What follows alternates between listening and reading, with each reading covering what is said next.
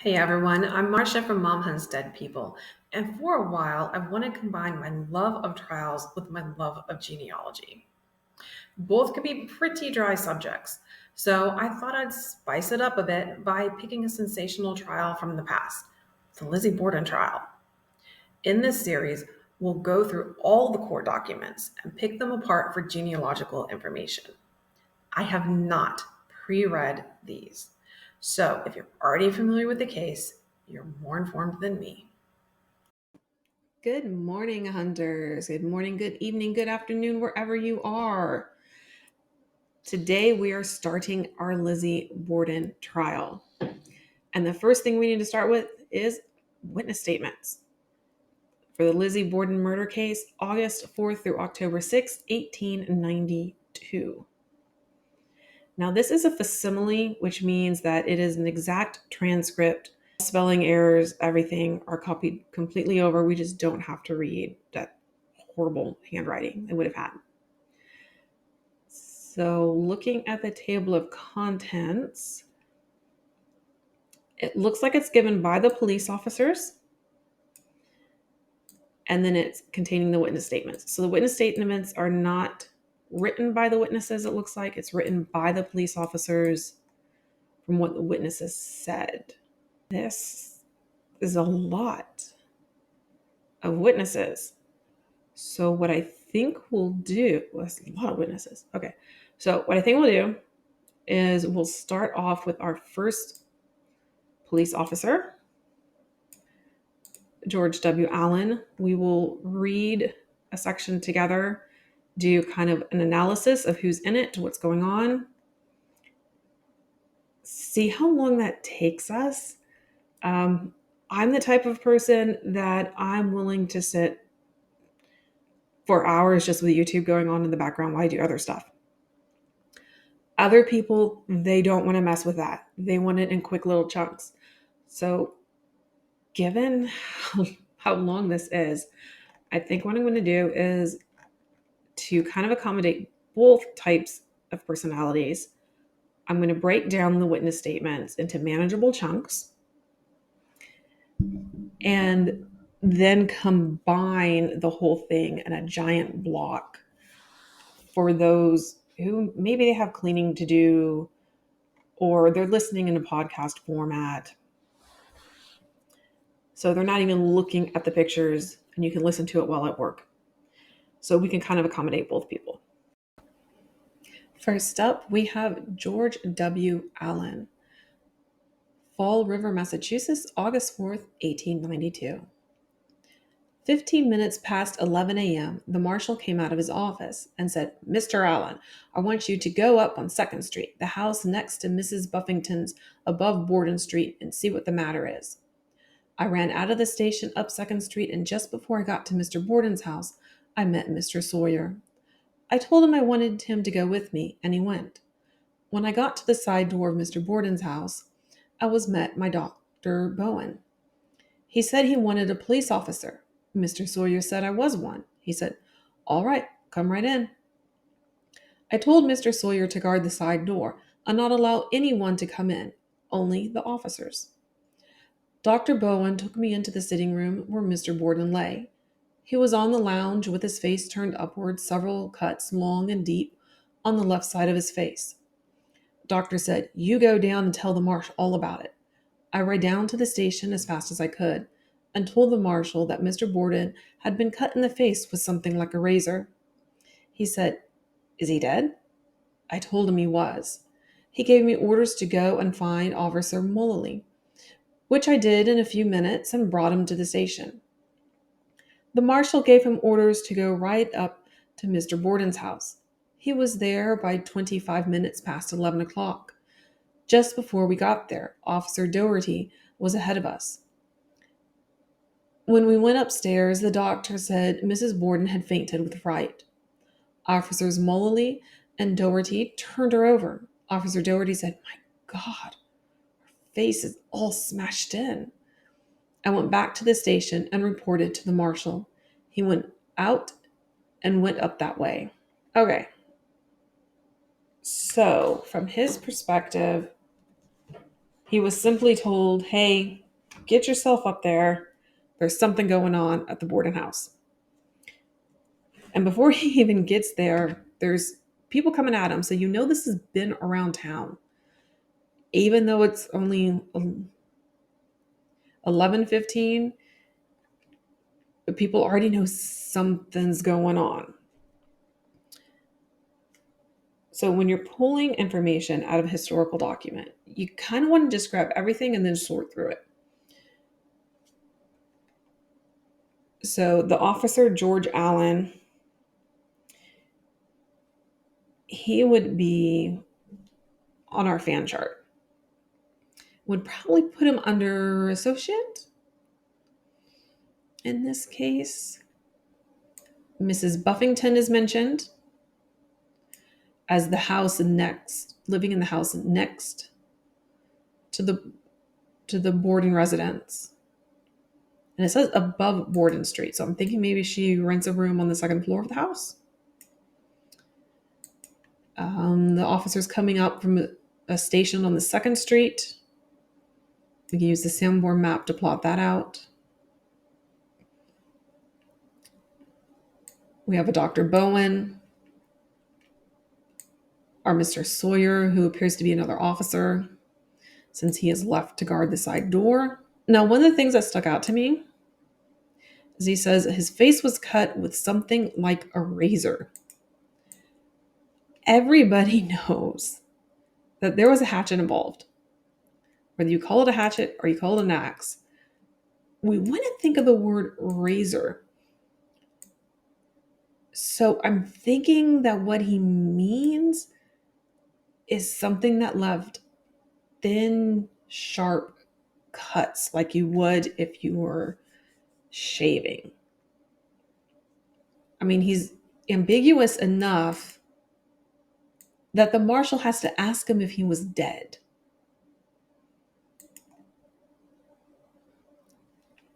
And then it wasn't until he gets back at 11:25 that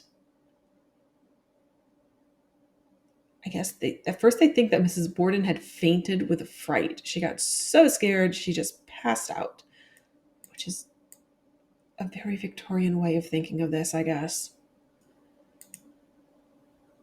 And then assuming that she is just so terrified of the murder of her husband that she just out and out fainted. They went to go turn her over and realized her face is all smashed in. I guess to me, these are just not words that I would use with being attacked by a hatchet. I would use something like maybe cleaved in, slashed up. Maybe I watched too many horror movies with my husband. But those are the first people we're going to be jotting down, whether you're looking at this from a historical trial perspective or you're looking at this from a genealogical perspective to get a better grasp on how to pick apart old documents. John Fleet, August 4th, 1892. Went to the Borden house, 92 2nd Street, at about between 11:45 and 12 p.m. Found Mr. Borden dead on the lounge, head badly cut. Dr. Dolan standing over him. Went upstairs, found Mrs. Borden dead on the floor between the bed and dressing case, head badly smashed, face downward. Saw Lizzie A. Borden in bedroom on same floor. Was sitting with Minister Buck on lounge. Asked her what she knew of these murders. She said that she knew nothing further than her father came in about 10:30 or 10:45 a.m. and that he seemed quite feeble, and she helped him and advised him to lay down on the lounge, which he did. I was ironing handkerchiefs in the dining room, which I left and went in the barn upstairs and remained there for half an hour. Bridget had gone upstairs. When I came back, I found father dead on the lounge. I went to the back stairs and called Bridget downstairs. Told her that someone had killed father and told her to get Dr. Bowen. Did you see anyone around here? No, I hadn't seen anyone in the house or yard. Who is this Mr. Morse? He is my uncle. He came here last night and slept here but went away before 9 o'clock a.m. and did not get back until after the murder. He could not know anything about the murder. Have you any idea who could have done this? No, I do not know that my father had bad trouble with anyone. But 2 weeks ago, a man called and they had some talk about his shop, and father told him that he could not have it for that purpose. The man talked as though he was angry. He did not know who he was, did not see him, could not tell all that he said. A man came here this morning about 9 o'clock.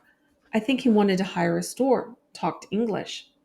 I did not see him, heard father shut the door, and think the man went away. Saw Lizzie 2 hours later, wanted to search her room. Dr. Bowen was in. She did now want to be bothered. Would make her sick. I believe that they mean did not want to be bothered and that the ordeal would make her sick. Told her that I must search on account of the murders. Otherwise, should not be doing my duty. She then allowed the search to go on. Could not find anything in the room which would show blood and found no instruments that had been used for murder. She said that it was impossible for anyone to get in or throw anything in her room because she always kept it locked. Lizzie said that she had not seen Mrs. Borden since about 9 o'clock. She then saw her in the bedroom when she was coming downstairs.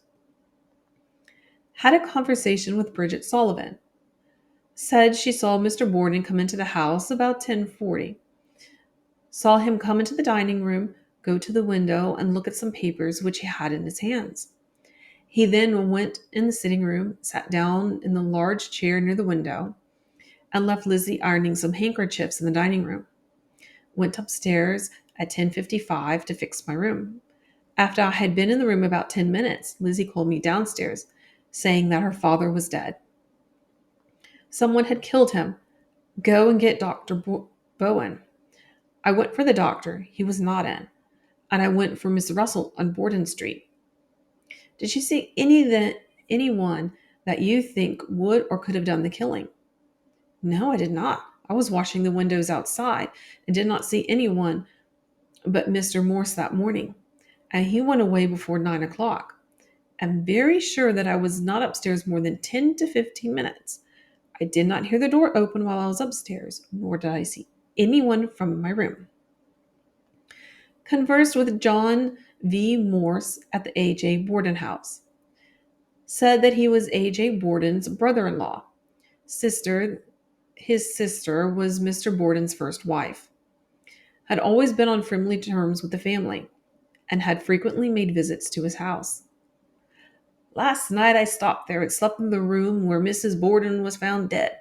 I arrived here yesterday afternoon from New Bedford, called upon Mr. Borden. Afterward, got a carriage from Kirby Stall and went to Mr. Borden's farm, arriving at the house again about 8:30 p.m. We sat up, I think, until about 10 o'clock. Went to bed in the afternoon, as before stated. Got up about 6 o'clock this morning, got breakfast about 7 o'clock, stopped in the house till about 8:40 a.m. Leaving Mr. Borden at the door, went to the post office, wrote a letter from there, went as far as 3rd Street on Bedford, from 3rd to Pleasant Street, through Pleasant Street to number 4 Waybosset Street, arriving there about 9:30 a.m. Saw relatives from the west, remained at the house from 9:30 to 11:20 a.m. or thereabouts. Left, taking horse car, and stopped at the corner of Pleasant and 2nd Streets, and got to Mr. Borden's house about or near 12 o'clock. Saw a number of persons around the house and was told that Mr. and Mrs. Borden was killed. That was the first I knew of their deaths. Where do you live when at home? I live at South Dartmouth. Have been here about 2 years. I lived in the West for about 20 years. And in brackets it says, came back 2 years ago. Have you any idea who did this? I can't see who could do this. Do not know that he has an enemy in the world. Have you seen or have you heard Bridget or Lizzie say they had seen anyone around who they suspected? No, I have not. Mr. Morse afterward asked if I suspected the murder could have been concealed in the house last night. I replied that I did not. Then I said he might have been in the house, but could not see how he could have been there without some of them seeing him. He said it was very strange that it should have been done in the daytime and right in the heart of the city. I put him in mind of the Nathan murder, which was 20 or 25 years ago. In that case, they never found the murderer. Now, I do find that interesting that apparently there had been another murder in the same city. And from the context, I am reading this to mean that it was also in the heart of the city. And they don't say how this Nathan person was murdered, but I'm assuming in some sort of similar, well, maybe not axe wielding manner, but sharp implement manner, and that it was also in the heart of the city. This witness statement is long. We have a lot of streets going on. So before in the last witness statement, we had Borden Street, and now we have 2nd Street. And it looks like the Bordens did not live on Borden Street, they lived on 2nd Street. One thing I noticed is everyone is very sure about their times. I don't know about you guys, but I tend to get lost in time. It's a very fluid matter for me. 5 minutes are an hour, and an hour is 5 minutes. I couldn't sit there and tell you that, yes, I was upstairs in my room no more than 10 or 15 minutes just cleaning my room. But everyone seems to know exactly where they were and at what time. It also seems that Mr. Borden was quite wealthy. He had multiple shops to rent out. He was also picky about who he was renting his shops out to. I would also like to be a wealthy landowner, but some things are not going to happen in life. Harrington and Doherty, Thursday, August 4th, 1892, 11:35. At this hour, I, with Frank Wixon, entered the Borden house, 92 2nd Street. Dr. Bowen met me at the kitchen door and said, "I'm glad to see you." I inquired, "What is the trouble?" He said, "Mr. Borden is dead." I went into the next room and there found the remains on a sofa covered with a sheet. In low tones, the doctor told me he was satisfied that there was something wrong, for they were all sick the day before. He followed this by saying, "To make matters worse, Mrs. Borden is lying dead upstairs. I suppose she saw the killing of her husband and run upstairs and died with fright." It continually amazes me that people assume that she just up and died with fright. And now apparently Mrs. Borden is part of a slasher movie. Well, I guess she was with the hatchet involved. But even more so of a modern day slasher movie where she ran upstairs when seeing the killer. And instead of being killed, she died with fright. I requested to see her, and on going upstairs, found her lying on the floor, face downward between the bed and dressing case. Several spots of blood was on the bed, and also a large tuft of hair. On examining the body, I found she was lying in a pool of blood. I informed the doctor of this fact, and he expressed much surprise. I requested the doctor, Mr. Wixon, and reporter to remain by the bodies until I notified the marshal. Is anyone else wondering where the reporter came from? I don't remember him in the last witness statements. It's been a few days, but I don't see him in my notes either.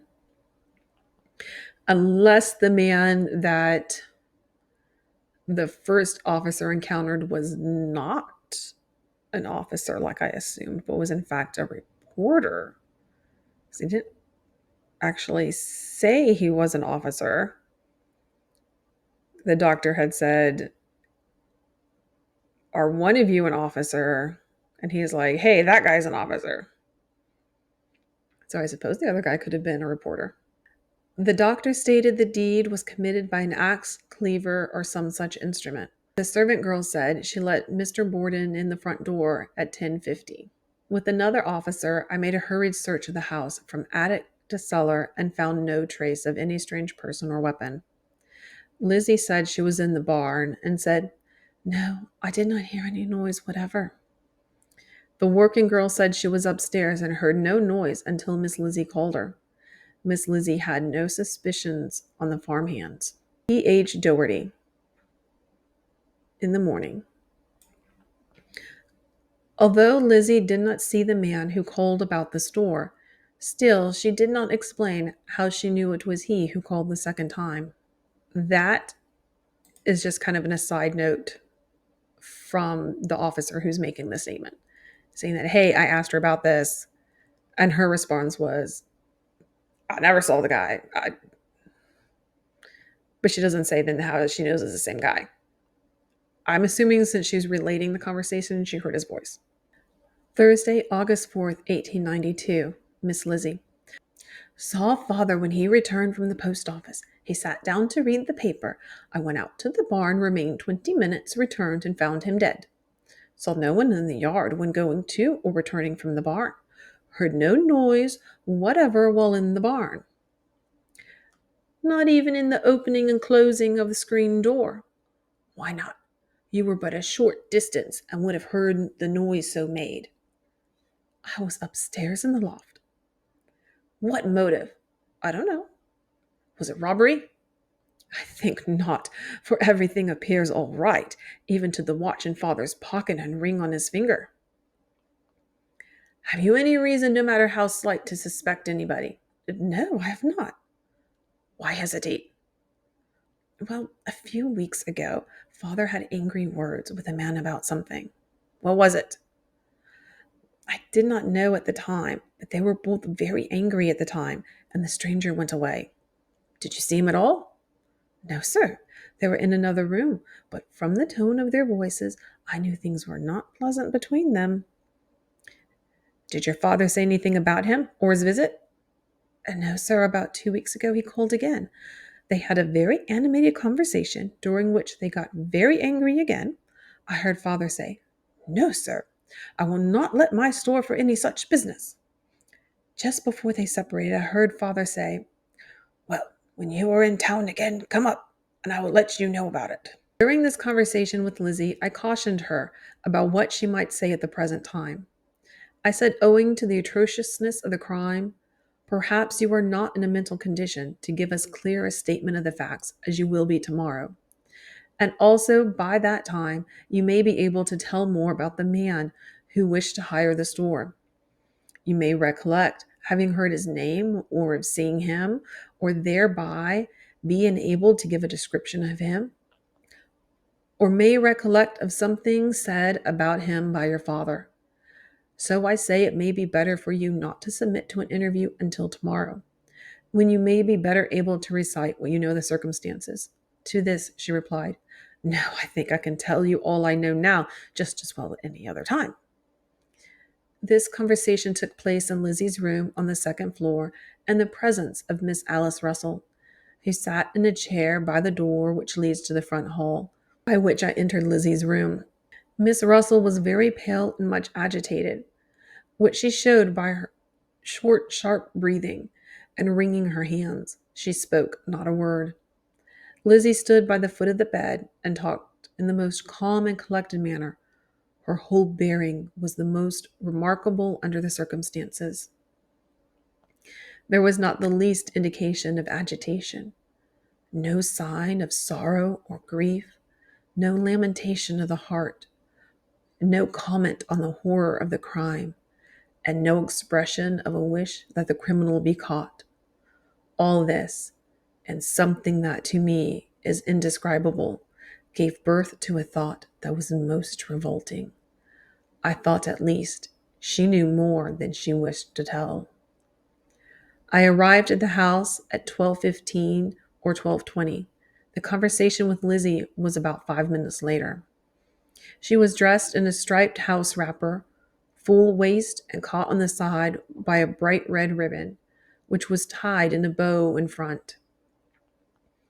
The stripes were on the pink shade, and between them was a dark figure. After leaving her, I went down to the kitchen, where was Dr. Bowen, Assistant Fleet, Dr. Dolan, Bridget, and several others. Dr. Bowen had scraps of paper in his hand, on which there was some writing. He and I spoke about them, and he tried to put some of them together. And he said, "It is nothing. It is something about, I think, my daughter going through somewhere." If I recall correctly, it was addressed to Emma, and about that I am not sure. The doctor then said, "It does not amount to anything." And taking the lid off of the kitchen stove, he dropped the pieces in. There was very little fire in the stove, and the ashes which were on top looked as though paper had been burned there.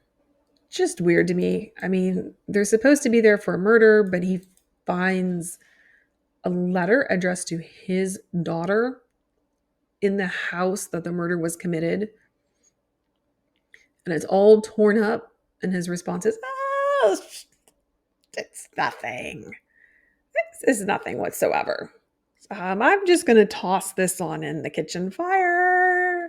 Don't pay me any attention. Everybody else that's in the room." It's definitely not evidence of anything, and is definitely not incriminating against my poor, poor precious daughter. The more I'm reading this, even though we're only on day 2, the more I'm like, wow, this whole thing is sus. Like, everybody is knowing exactly what time they're doing things. Like, how many of us are down to the 5 minutes like this? Maybe it's just me. Maybe I'm the only one who has no idea how much time has passed. I have a clock on my monitor and still have no idea what time has passed. About this time, someone said something about milk. I looked in the direction from which the voice came and saw Dr. Dolan standing at the table. He called to me and said, "Phil, I want you to take care of this milk. The family has been sick, and I don't want you to leave it until I relieve you." In a few minutes, Mr. Fleet gave orders to several of the officers to cover the several roads leading out of town. Devine and Garvey he sent on Stratford Road, and I was ordered to cover Bay Street. I told him about Dr. Dolan's orders to me in regard to the milk.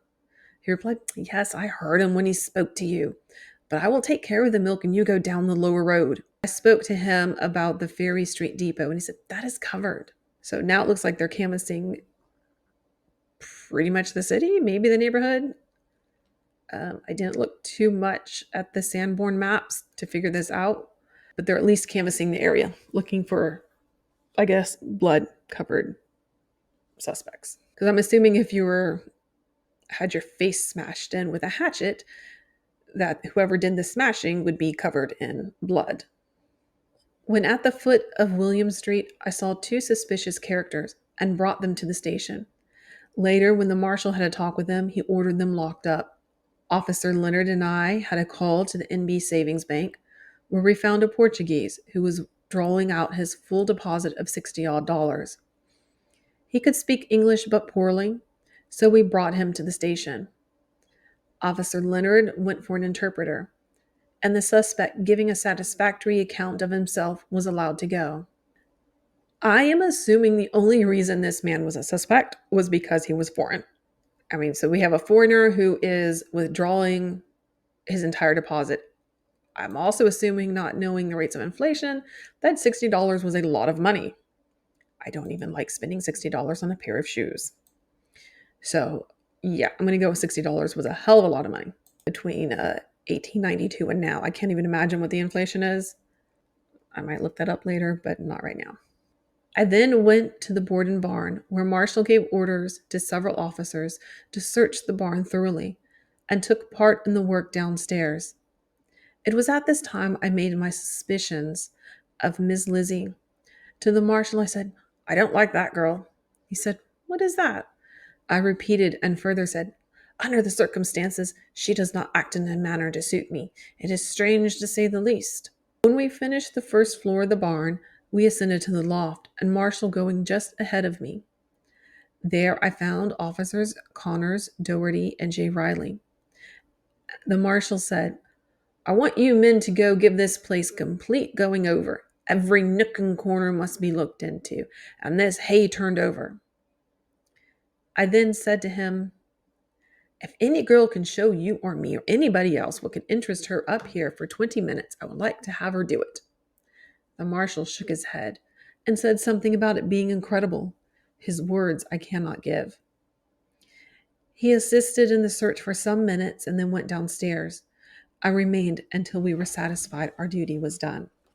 Yeah. Let's just be frank here for a minute. I don't care if it is 1892. You and I can both think of quite a few things a woman can do upstairs in a loft, either by herself or with one or more other people for 20 minutes. These things would have been beyond scandalous at this time, and we would not even blink. After this, went to the cellar of the house. On entering the washing room, lying on the floor were 2 axes and 1 hatchet. There, with another, which was then missing, I had previously seen upstairs, I think in the hand of Dr. Dolan. Immediately I went in search of the missing hatchet, and found it in the first cellar. I gave it to Assistant Fleet and suggested placing it some place where it could not be readily found. This he did. The cellar was thoroughly searched by Assistant Marshal Fleet, Dr. Dolan, and 1 or 2 others, whom at present I cannot recall, but think they were Officers J. Riley, Unmullally, and myself. After this, with several others, I assisted in the search of the yard. This being completed, the marshal directed Officer Doherty and myself to take all the yards on 3rd Street, south of Dr. Conan's. Nothing was found in either yard. At Dr. Conan's house, we found his assistant, but he was at Bowenville during the forenoon, and the doctor and family were at Pawtucket, Rhode Island, leaving there about 5 in the morning. When the doctor's assistant was on his way to Bowenville, he called at Dr. Colet's and requested Colet's son to go and care for the house. He was busy at the drugstore and could not go, so the assistant went off. Afterward, Dr. Colet's daughter, Lucy, was sent up to Dr. Conan's to await callers. She could not gain entrance, for the door was locked. So she remained in the yard from 9:45 or thereabouts till noon, when the assistant returned. She is positive no one could go through the yard without being seen by her. She heard no noise. The next yard contains a barn and is occupied by John Crow, a mason and builder. On the day in question, John Denny, a stone cutter, employed by Dr. Crow, was working in there all day. He is positive no one went through the yard. There were other men drawing stone in the yard all day, and they saw nothing of the suspicious character. Patrick McGowan is the man who was eating pears on the pile of lumber and said to have been on the fence. He is employed by Mr. Crow and left the yard about 10. The next house is occupied by Mrs. Crapo, and she and the girl were at home all Thursday, August 4th, but heard no noise. Neither did they see any person go through their yard. The Fall River Ice Company is next south, and in this yard there are several men constantly employed. We saw them, and they reported nobody came their way. In the morning, shortly before the murder, Dr. Kelly's girl Mary was talking to Bridget over the fence. Neither saw anyone in or around the yard. On this morning, Mrs. Dr. Bowen was sitting at her front window, which is directly opposite the Borden yard, and in full view of both front and side doors, awaiting and watching for the coming of her daughter. She was at this window until 10:55. The daughter was away and was expected on the forenoon train. At this point, Mrs. Bowen arose and said, "Well, she will not come now." Mrs. Churchill left her house about 11 and returned between 11:15 and 11:20. While away, her mother, Mrs. Buffington, was in the dining room off the kitchen, wheeling to and fro a baby carriage which contained a sick baby. Although the windows were open, she heard no noise. Mrs. John Gomley was in her room at number 90 2nd Street, window open, heard no noise, and saw no one. At 11:15, Dennis Sullivan, employed at Allen and Slade's, came along and stopped to talk to Mrs. Gomely. While going up 2nd Street, he saw no person leave the yard or go up or down the street whom he could place suspicion. Thursday night after supper, went to investigate the rumor of a suspicious character who was hanging around the upper 2nd Ridge, Whipple, Cottage, and Middle Streets. While out on this, we learned of the poison story which is related below. On this and the succeeding night, we continued an investigation of all drugstores in the city, but could learn nothing further of Lizzie inquiring from any person other than Eli Bentz. Eli Bentz had a lady ask for prussic acid on Wednesday morning, August 3rd. When asked for what use, she said, "To put on the edge of a sealskin coat." I made no sale. She left the store in a very haughty manner. "No, I do not know her, but I think I would know her again should I see her." After being placed in a position where he could both see and hear Miss Lizzie Borden, he was very positive in identification, not only of her face and general appearance, but also of her voice. Now, my trial hunters, you guys have probably seen enough trials or read about enough trials to know that identifying suspects is a very tricky business. The human mind is incredibly fallible. So all they have to do is, even on accident, show you, say, a lineup and say like, "Hey, doesn't number 3 you look kind of sus? He could have been the person, right?" And then all of a sudden it's definitely that person. Or maybe in this case, they're like, "Hey, down the street, there's that Borden murder. She wouldn't have happened to have been trying to buy poison, would she?" And it's like, yeah, that incredibly makes sense. And that is exactly what happened. But it's not like in 1892 that they had a bunch of security cameras to help with that. So, all you had to go on was very sus memory. Many sales had been made and a number of persons refused. A description of those who were refused was obtained, but none resembled the person who called on Bentz. However, at P.S. Brown's a day or two before, a lady requested a sale of poison from Clerk Gifford. She was refused. He could give no description of her. We were on guard at the house from 1 in the morning until 9 Friday. At 1, the house was all in darkness, and so remained all night. There was no noise until about 6:20. About 6:30, Mr. John Morse came to the side door, said, "Good morning," and spoke about the weather. At 8:30, he came out, and going over to S.H. Miller's, he called Bridget, who stayed there that night. He then went to the post office, stopped about a minute, and went out and crossed to George E. Howe's, where he purchased a 2-cent stamp. He then returned to the post office, and at 8:32 dropped a letter addressed to William A. Davis, South Dartmouth. It bore the words, "In haste." On his way home, he tried the Daily News door, and it was not open. Saturday morning, August 6th, A. Allen Morse, employed by Covell and Osborne, had to be located on that day, Thursday. His whereabouts were satisfactory. Henry M. Carter, number 88 Snell Street, had a dispute with Mr. Borden about rent and water bill. On this day, he was engaged serving a kneading breakfast up to 10 at Mr. Garvey's number 10 Cross Street. At 11, he took the train at Ferry Street for Stone Bridge. He has a paper credit from A.J. Borden for $66 for rent dated August 1st. Monday, August 8th, 1892. Thomas A. Matherson, number 12 Brunel Street, reported Charles Baldwin as saying he could put his hand on the murderer.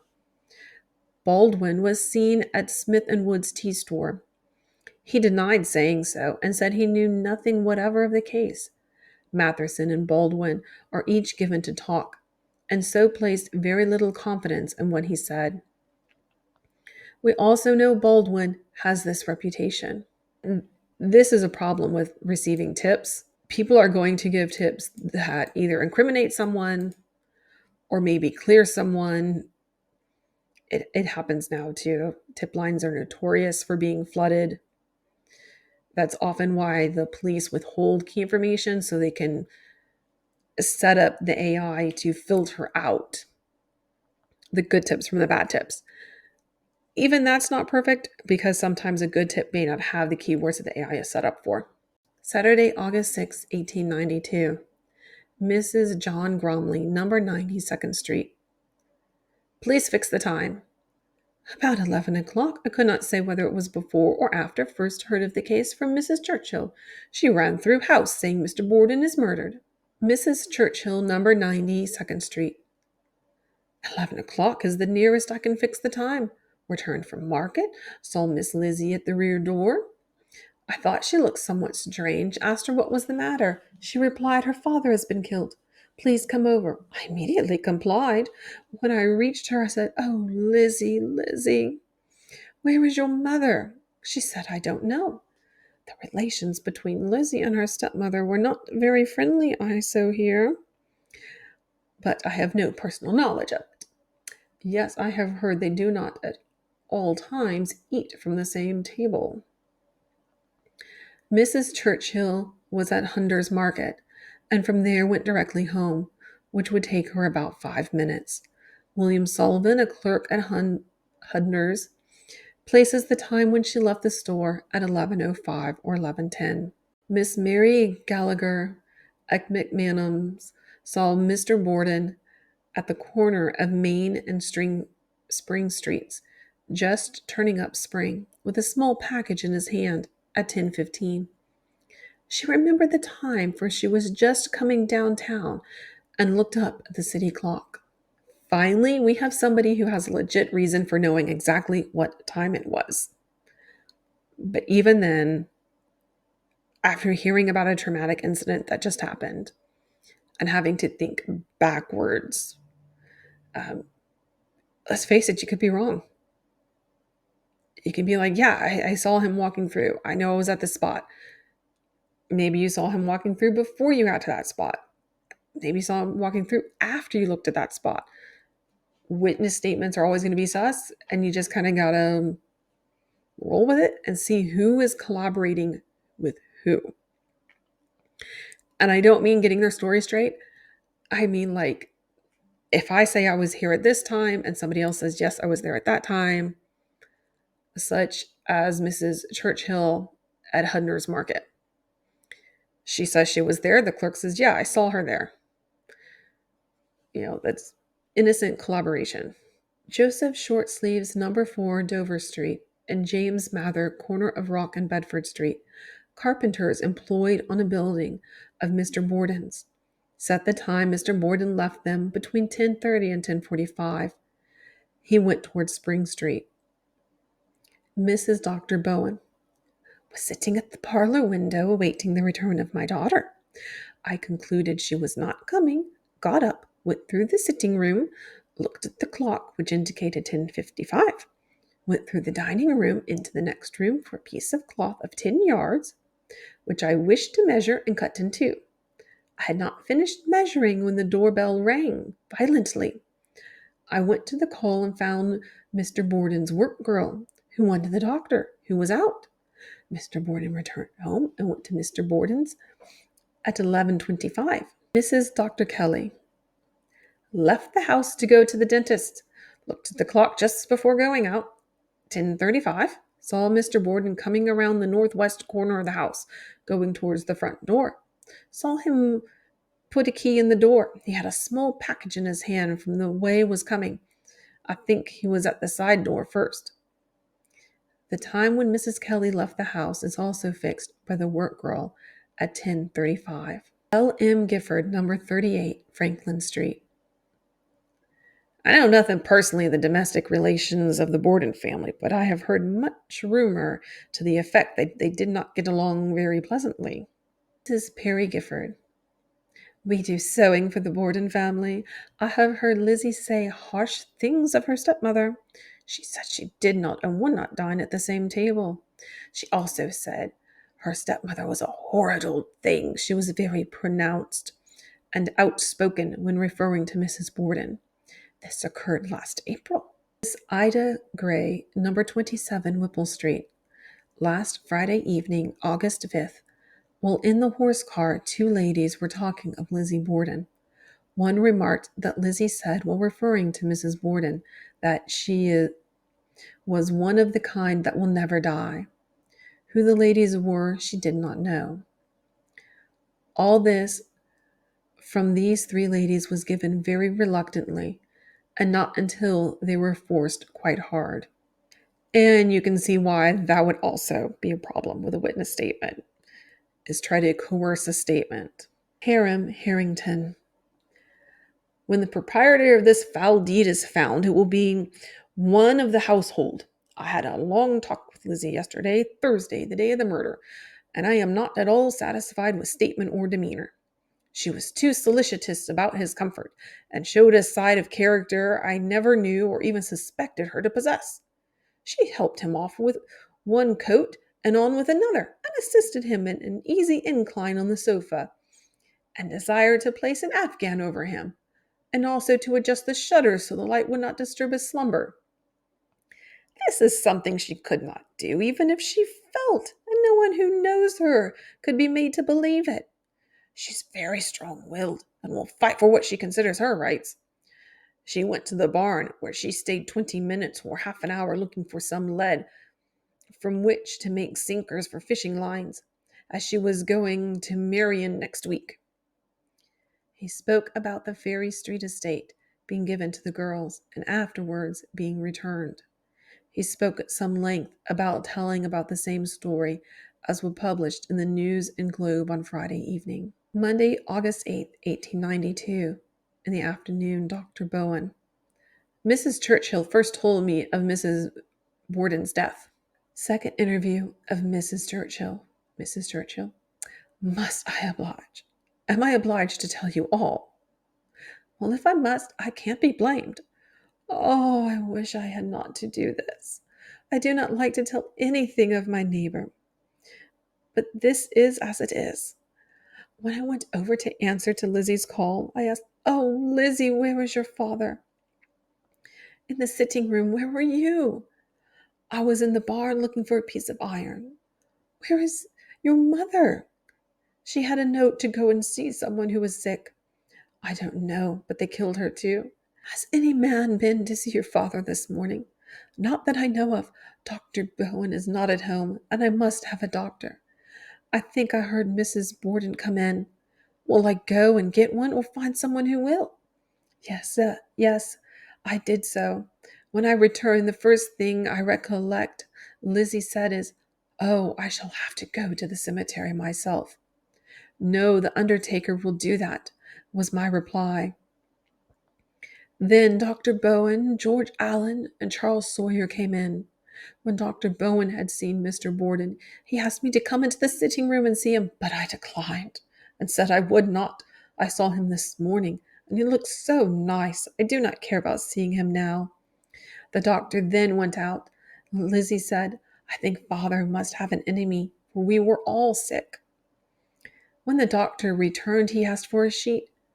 Bridget Sullivan, the work girl, was afraid to go upstairs alone, so I went with her. Lizzie said we would find the sheets in the dressing room, which is off of Mrs. Borden's room. I think we waited for a key to Mrs. Borden's room, and I think Dr. Bowen went into the sitting room to get it. If I am not mistaken, he first brought out a bunch, but the one wanted was not among them. So we went in again and returned with a single key. We then went upstairs, and Bridget asked me if two would be enough. I said, "I think so. One will cover a person." But we brought down two and gave them to Dr. Bowen. He covered Mr. Borden and then went out. Lizzie requested the doctor to send a telegram to her sister Emma, but not to tell her the facts, for the lady whom she is staying with is old and feeble and may be disturbed. Lizzie then said, "I wish somebody would go upstairs to try to find Mrs. Borden." So Bridget and I started. I think she led the way. We went up the front stairs, but I only went far enough to clear my eyes above the second floor.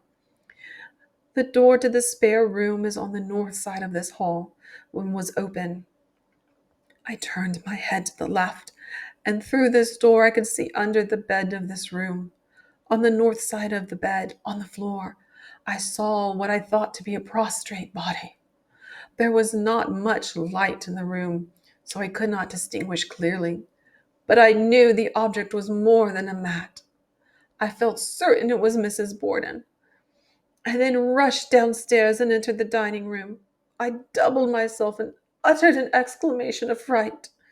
Miss Alice Russell asked, "Is there another?" I said, "Yes, they killed her too," or something to that effect. I then informed Charles Sawyer of the fact. He made an explanation. Dr. Bowen then returned, and I told him Mrs. Borden was upstairs in the spare room. He left the sitting room, I think, to go upstairs. I then thought I would go home and said, "Lizzie, if there is anything you wish me to do, let me know later on." She said there would be plenty to do by and by. I felt like I needed to do a very dramatic retelling because she felt very drama queen. I mean, we have must am I obliged to tell you? Well, if I must, I can't be blamed. She was so waiting for someone to tell who in their discussion with the police says, "I doubled over and exclaimed." I mean, maybe an old theater actress, but most of us aren't quite that dramatic in our retellings. But hey, it sounds like she had fun in saying how she discovered the body. Miss Sarah Shollick of Cook Street had clue. Janice Duckworth, number 43 John Street, told her that Annie Connolly, aged 8 years, and Mammy Smith, aged 10 years, heard cries in Mr. Borden's house. And a few minutes later, a man came out the front door, wiping his coat and vest with a handkerchief. These children deny this, the oldest saying she was at her cousin's on the corner of 2nd and Rodman Streets all that day, and the other girl was with her. It was simply child's talk. Children's testimony is also kind of difficult. That is why we have professionals who their whole job is just to suss out whether something is true or not from a child. And that's because children are very easily led astray. Some children are prone to flights of fancy, some are too terrified to say what they saw, and some are under the influence of their parents. And it doesn't even necessarily mean small children. There have been cases where many dozens of teenagers have witnessed a shooting and their parents have pressured them, "Don't get involved." So they remained mum until well into their 20s or later. So it wouldn't be surprising at all if their parents were like, "Yeah, kids, you didn't see anything. You guys were at the cousin's house." And the kids are like, "Yep, that's exactly what happened. My parents told me that's what happened. And that's what happened. We saw nothing." So it could be that this random Miss Sarah Shollick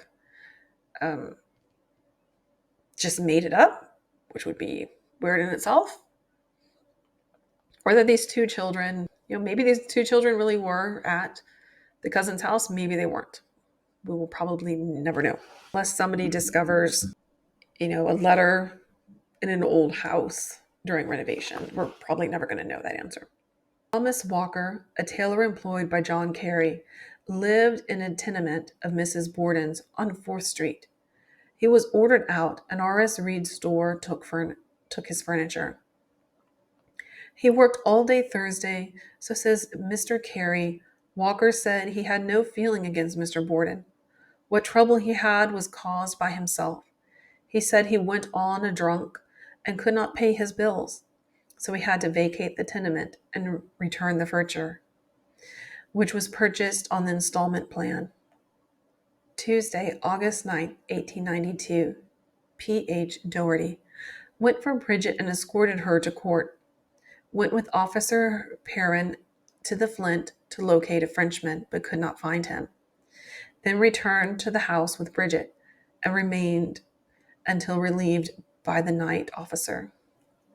Tuesday, 9/1892, Harrington. Went with the marshal to summons Lizzie. Returned to the station. When the inquest adjourned, remained in the courtroom until 5:10 p.m. Peleg Brightman reported to having seen an axe covered with blood in a house over the river on Brayton Farm. Officer Medley and I took Mr. Brightman. We found the axe, which was owned by Joseph Sylvia. There was no blood on it at this time. Sylvia gave a full account of himself. There were 2 children there who had dirty dresses on, which were caked with blood.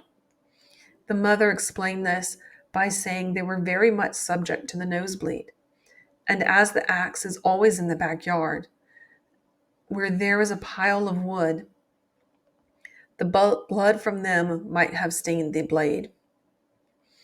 The axe was old, dull, and much worn. In our judgment, it could not produce the wounds if it were used for this purpose. It could not be carried so far away over the river and by ponds, one of which was close by the house, when either of those places could afford such a secure hiding place. Okay, so I do agree that, yeah, there'd be no point in taking this axe to commit a murder, then could bring it all the way back home, when you could just toss the axe into the river, into the pond, and it's gone forever. What is sus as hell is that you have 2 children with dirty dresses that are caked with blood. And the mother's like, yeah, they get the nosebleed. And you know how it is. You got an axe in the backyard. You got kids that suffer from the nosebleed, and they bleed all over the axe. We just wash the axe off. Do we wash the children off? No. We just wash the axe. Wednesday, August 10, 1892. Doherty and Harrington. A story was circulated that Lizzie tried to induce Bridget to leave the house by reminding her of a cheap sale of dress goods at F.E. Sargent's, and offered her money to purchase one pattern, after Bridget said she could not afford it. Bridget denies this, but says that Lizzie told her of the sale, and she, Bridget, said, well, I'm going to have one. We then went to Mrs. George Whitehead on 4th Street.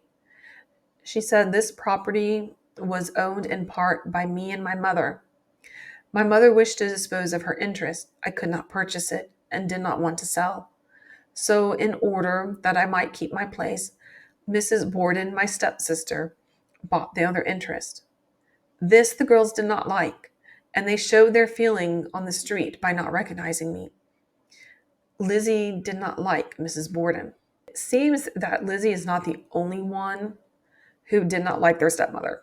It seems like this was a very mutual, like neither of the girls liked their stepmother. But unfortunately, Lizzie was the one who was at home at the time of the murders.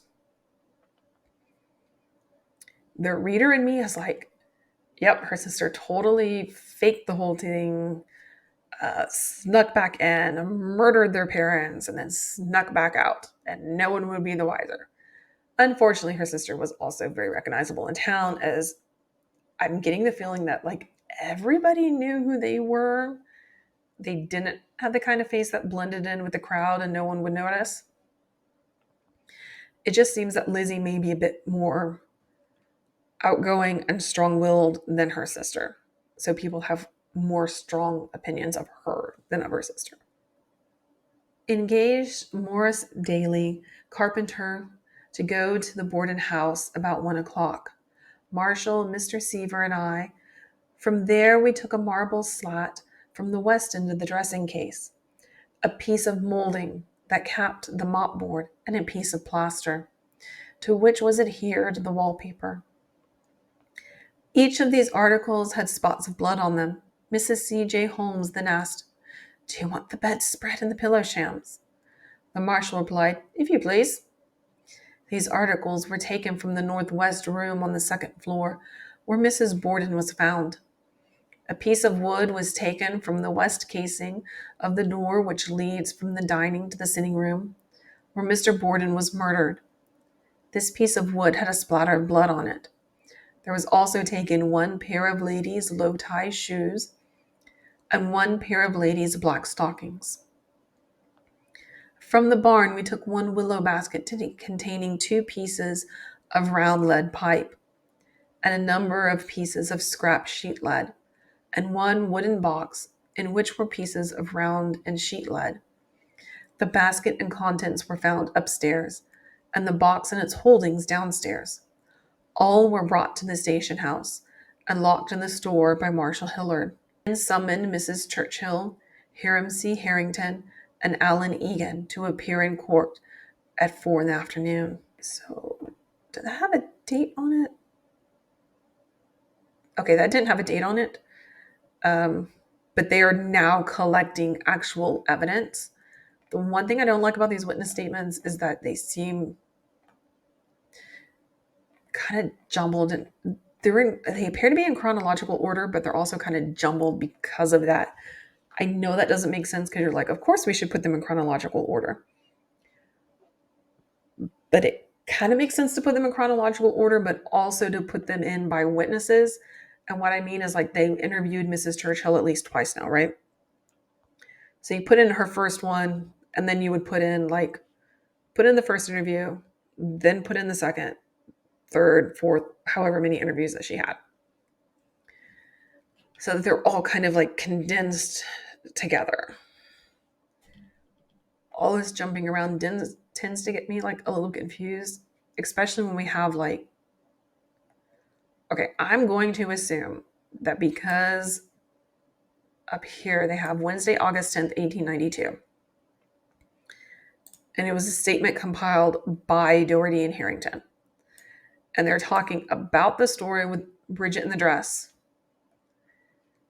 And then in the very next paragraph, they say, we then went to Mrs. George Whitehead, where she makes the statement about how she was able to keep her house. She was able to keep her house because her stepsister's husband helped her buy her interest in the portion of the house. And that the girls didn't like it. The section after that is talking about the carpenter and how they went to go collect the evidence. So I am assuming that they did not collect the evidence until August 10th. I then summoned Mrs. Churchill, Hiram C. Harrington, and Alan Egan to appear in court at 4 p.m. Went in search of Dr. Handy, found him at Charles J. Holmes. Asked him would he accompany an officer to Boston to see a party whom the Boston police located, and who they thought resembled the person whom he saw. He said, well, I suppose I must go. I said, no, there is nothing compulsory about the request. He did not seem to like the idea of going, and said, it was a very warm night, and I have quite a number of cases on hand from which I expect worse. But then I suppose they are as apt to come during the day as well as night. Wait a moment, I'll see. He then went to another part of the house and talked with the Holmes family for a few minutes. He then returned to the parlor and said, well, I'll go. Who's going with me? Is it you? I told him I could not say. Will the officer call at my house? Will he come in a carriage, or will I go to the depot in the horse car? I said I did not know, but whichever way, the officer would be there in time. Arriving in Boston, we called at Station 4 and learned something of and the residence of the man we sought. We then went to police headquarters, and after transacting my business there, we retired. Evening, Wednesday 10th, 1892. Doherty summoned Hannah H. Gifford, Alice Russell, Charles S. Sawyer, and Mrs. George Whitehead. Thursday, 11th, 1892. In the morning, we went to Station 4, from whence a local officer accompanied us to number 19 Oxford Street, the home of Henrik Wood, the man wanted. Mr. Wood was not at home. He had gone to Lexington in the morning to see a friend who was building a house near a lot owed by him. From the lady who came to the door, we got a description of Mr. Wood. She also showed us a photograph of him. She handed it to me, and I immediately turned it over to the doctor, who, before he had it rightly in his hand, pronounced him not the person. There were 3 persons on the card, 2 men and a child. The child was in Mr. Wood's arms. Owing to the position in which he sat, his face was very much shaded, which made it rather difficult of observation. This, together with the fact that Dr. Handy so readily pronounced him not the man, is to my mind very significant. His social relations with Miss Lizzie are very close. She was to spend her vacation at Dr. Handy's cottage at Marion with his daughter. He left Boston for home at 8:30. I went again to police headquarters, and with a detective went to Diebold Safe Company No. 72, Sudbury Street. From there a mechanic accompanied me home. At 3:15, in company with H.A. Jennings, went to open the safe. I remained there until relieved by the district attorney at about 5 p.m.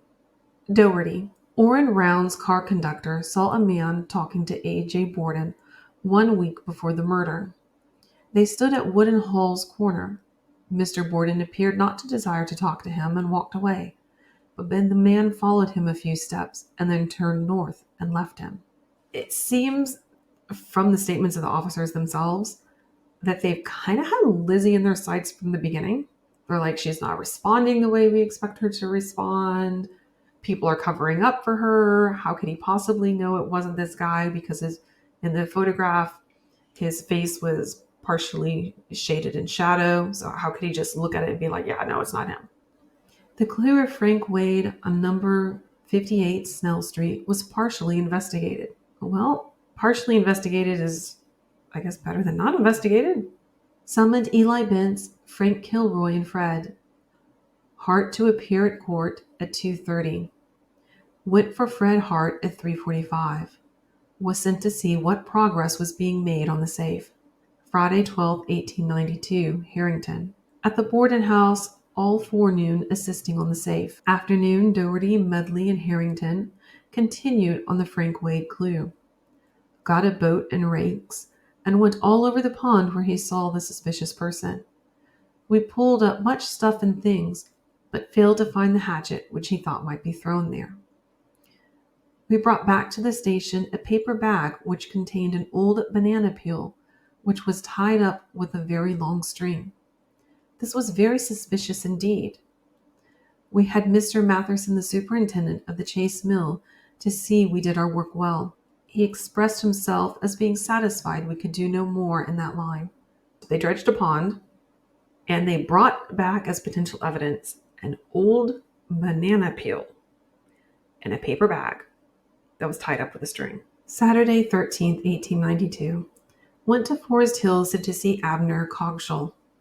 It was reported that he heard cries from the Borden house on the fatal morning.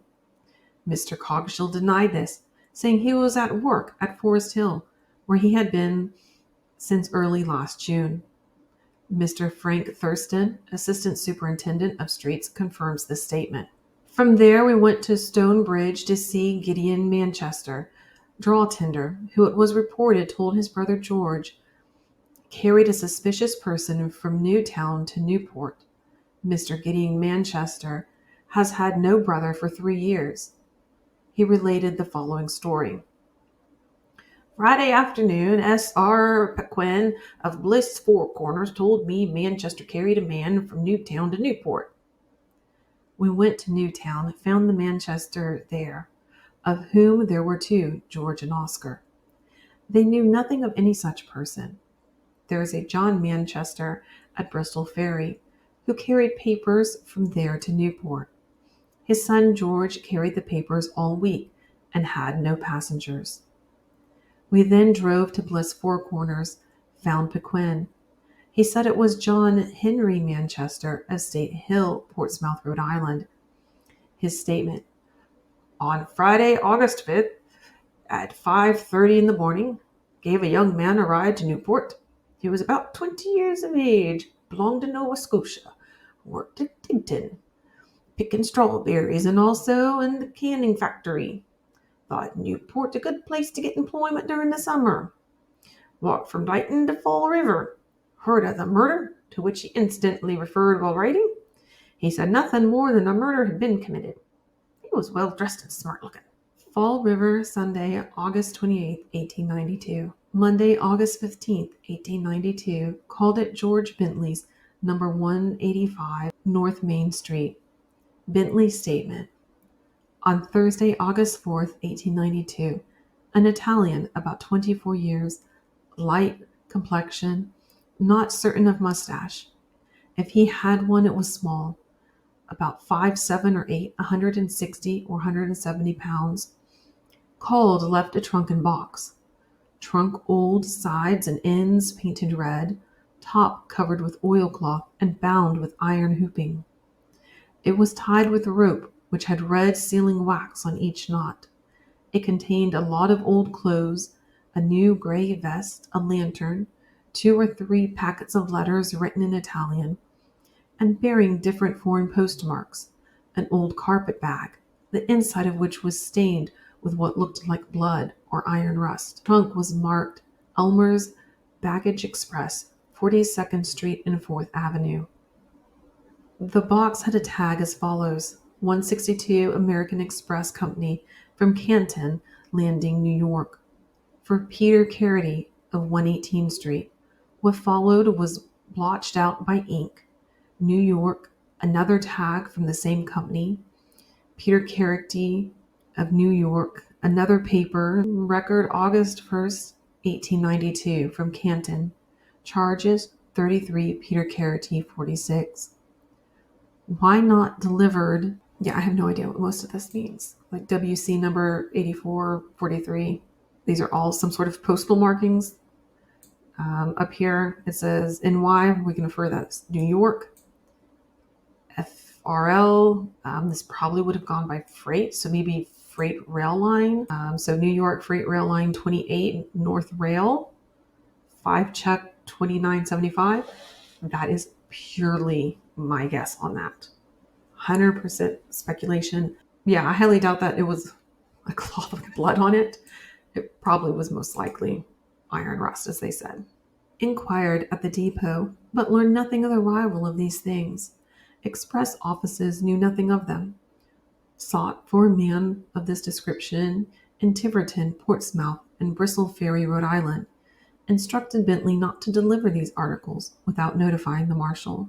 I am a little mystified as why they think that the killer would be receiving a package, because everything else is expressing that they think the killer is trying to hightail it out of town if they're not busy pointing at Lizzie. So they seem a little everywhere, which I guess for an investigation is good that they're looking at all avenues. They're assuming that it's a family member because they have the most to gain from a death. Other people are like, well, maybe it was a business dispute, so therefore the person left.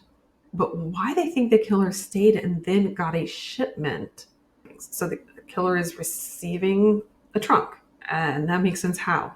I guess it was a small enough town that they thought that was suspicious, even though we've clearly established that there's still some foreigners in town. Thursday, 16th. Called on Westcook at the Durfee Ice Houses, who directed us to Hiram Brightman of Wilson Road at the head of New Boston Road. There was a man loafing around there who had his face and hands blackened with burned cork or soot, but he had not been seen since July 31st, or the Sunday before the murder. Wednesday, 17th. Called on Maurice Libby, from whom we got an old brown and white plaid apron stained with blood. He found it in the yard adjoining his shop on Turner Street. This we left in the office. I really don't know a lot about the Lizzie Borden case, but I have heard people say that she attempted to burn a dress. If memory serves correctly, she said it was stained with paint. So maybe this is that. This is when they got that evidence. Harrington visited Mrs. Jane Grey, Mrs. Borden's stepmother. Her statement: things were not as pleasant at the Borden house as they might be. That is the reason I did not call on Mrs. Borden as often as I would have liked to. I told Mrs. Borden I would not change places with her for all her money. What I know about them is all hearsay. Mrs. Borden was a very close-mouthed woman. She would bear a great deal and say nothing. She told me she and the girls were allowed an equal monthly allowance, but they had more of it than her. I had to furnish the table coverings, toweling, and other small things of the house out of mine. The complaint from the daughters that we've heard previously is the stepmother was getting all the money. The stepmother is saying, no, we all got the same amount of money, but I should be getting more because I'm the one who has to buy things for the house out of my allowance. Mrs. Phoebe Warner on 2nd Street, with whom Mrs. Currier, Mr. Borden's sister, lived and said, knew nothing substantial. During her sickness, which was quite long, the Bank Street church took care of her.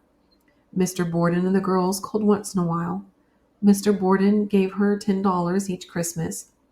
She heard things were not pleasant there, but knew nothing about them. Friday 19 and Saturday 20 on street duty. Okay. You felt like putting that in your police log? Just, hey, I was on street duty for 2 days. Thanks, Mr. Officer. Sunday 21. Summoning witnesses, Bestcombe A case and wife of 199 2nd Street. Their statement. Understood from general talk, the girls and Mrs. Borden did not get along very pleasantly. Never heard Mrs. Borden say anything about the family relations.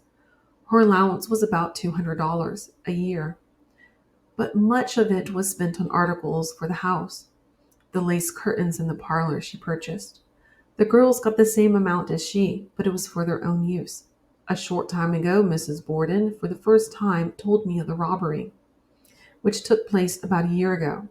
She simply mentioned it and said she would tell me about it sometime. Mrs. Case directed me to Mrs. Daniel O'Leary on 5th Street, who at times worked for the Bordens. She could give me no information. Monday, 22nd, hearing continued. Tuesday, 23rd, interviewed Joseph DeRosier and Michael Sullivan. Wednesday, 24th, summoned witnesses. Thursday, 25th, Friday, 26th, and Saturday, 27th, court.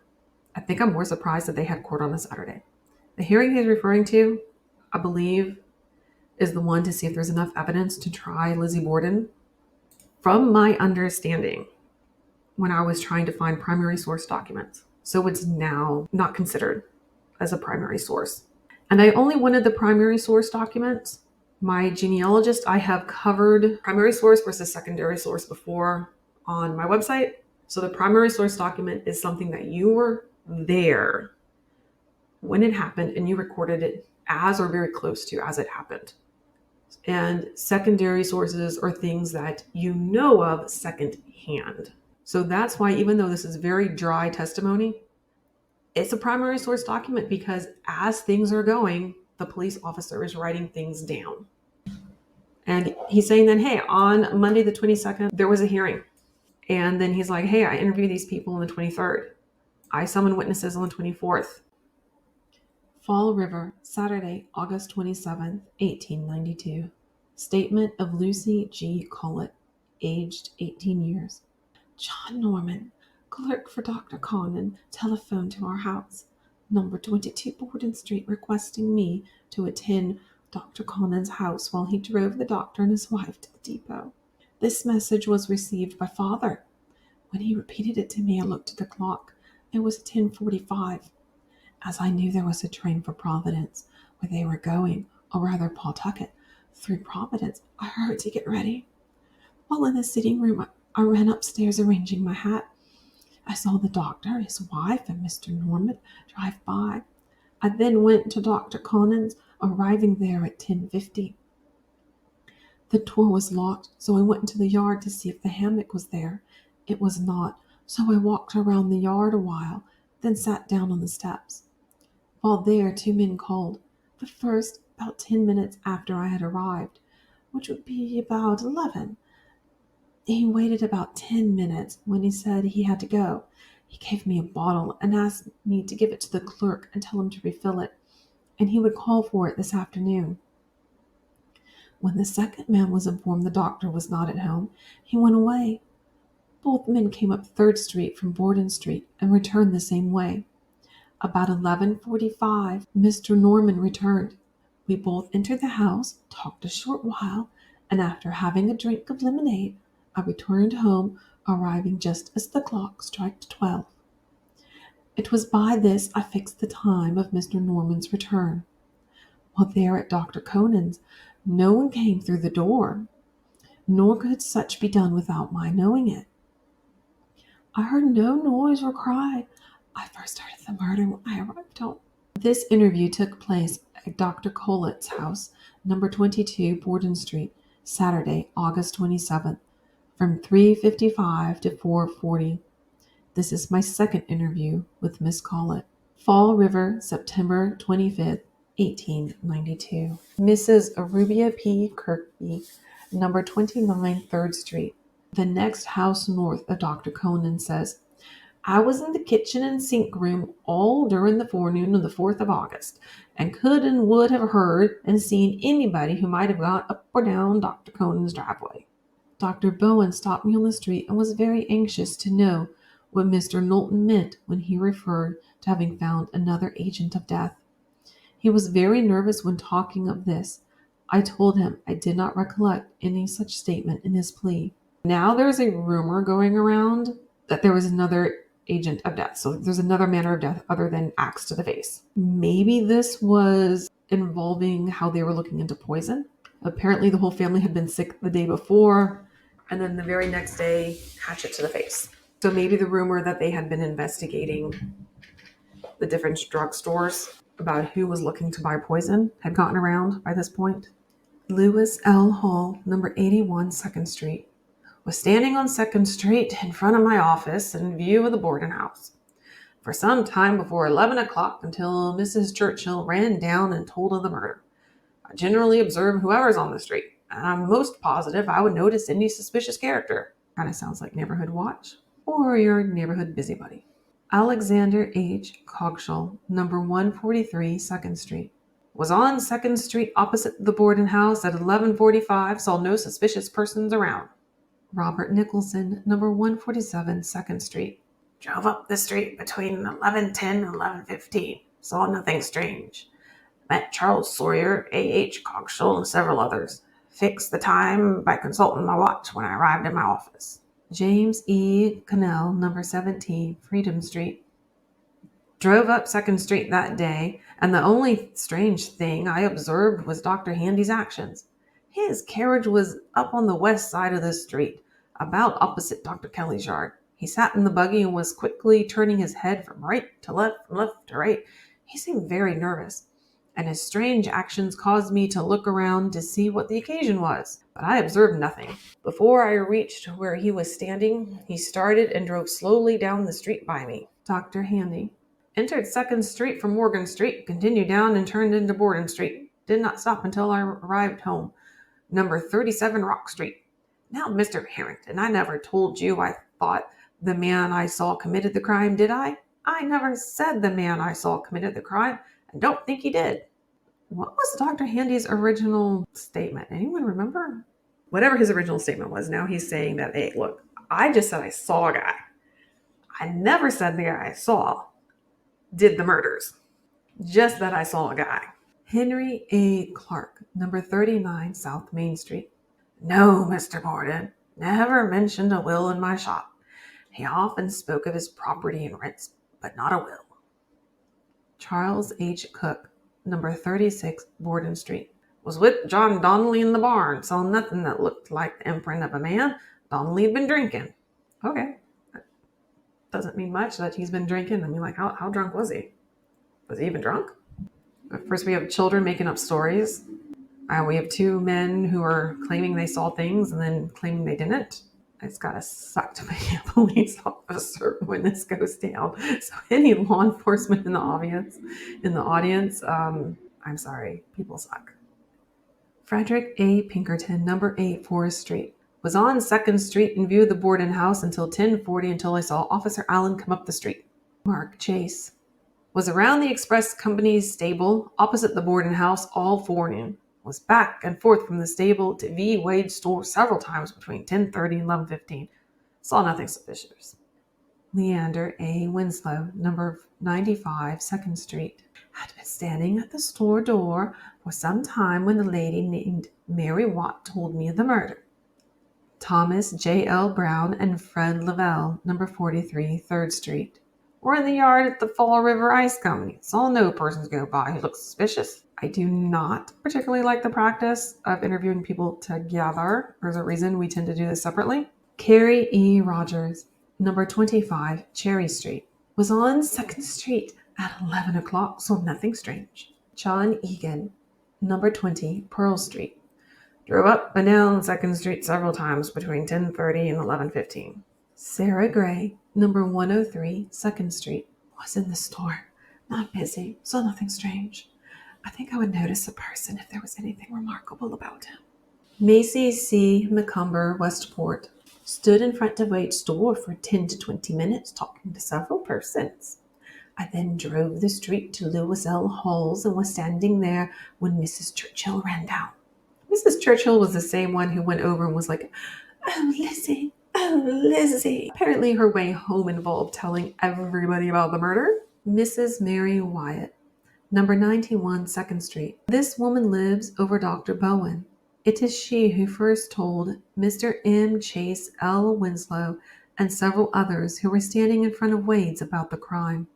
She dodged us for a week or more, and when finally seen, positively refused to be interviewed. Lots of people, past or present, do not want to talk to the police. They don't want to get involved. Not their circus, not their monkeys, not their murders. Elizabeth M. Johnson, number 24 Ridge Street. I have said all I think I should about that letter. Harry Pierce, number 25 3rd Street, was on 2nd Street in front of L. Hall's for some time before Mrs. Churchill came. William L. Hacking, number 10 Hartwell Street. Passed the Borden house at about 10:30, went to A. Rich's and remained there until 10:55. George Petty, number 98 2nd Street, went to the house with Dr. Bowen on his second visit. Mr. Borden had the appearance of having been killed but a short while, for the blood was fresh and flowing. Went upstairs, got down on my knees to examine Mrs. Borden's head.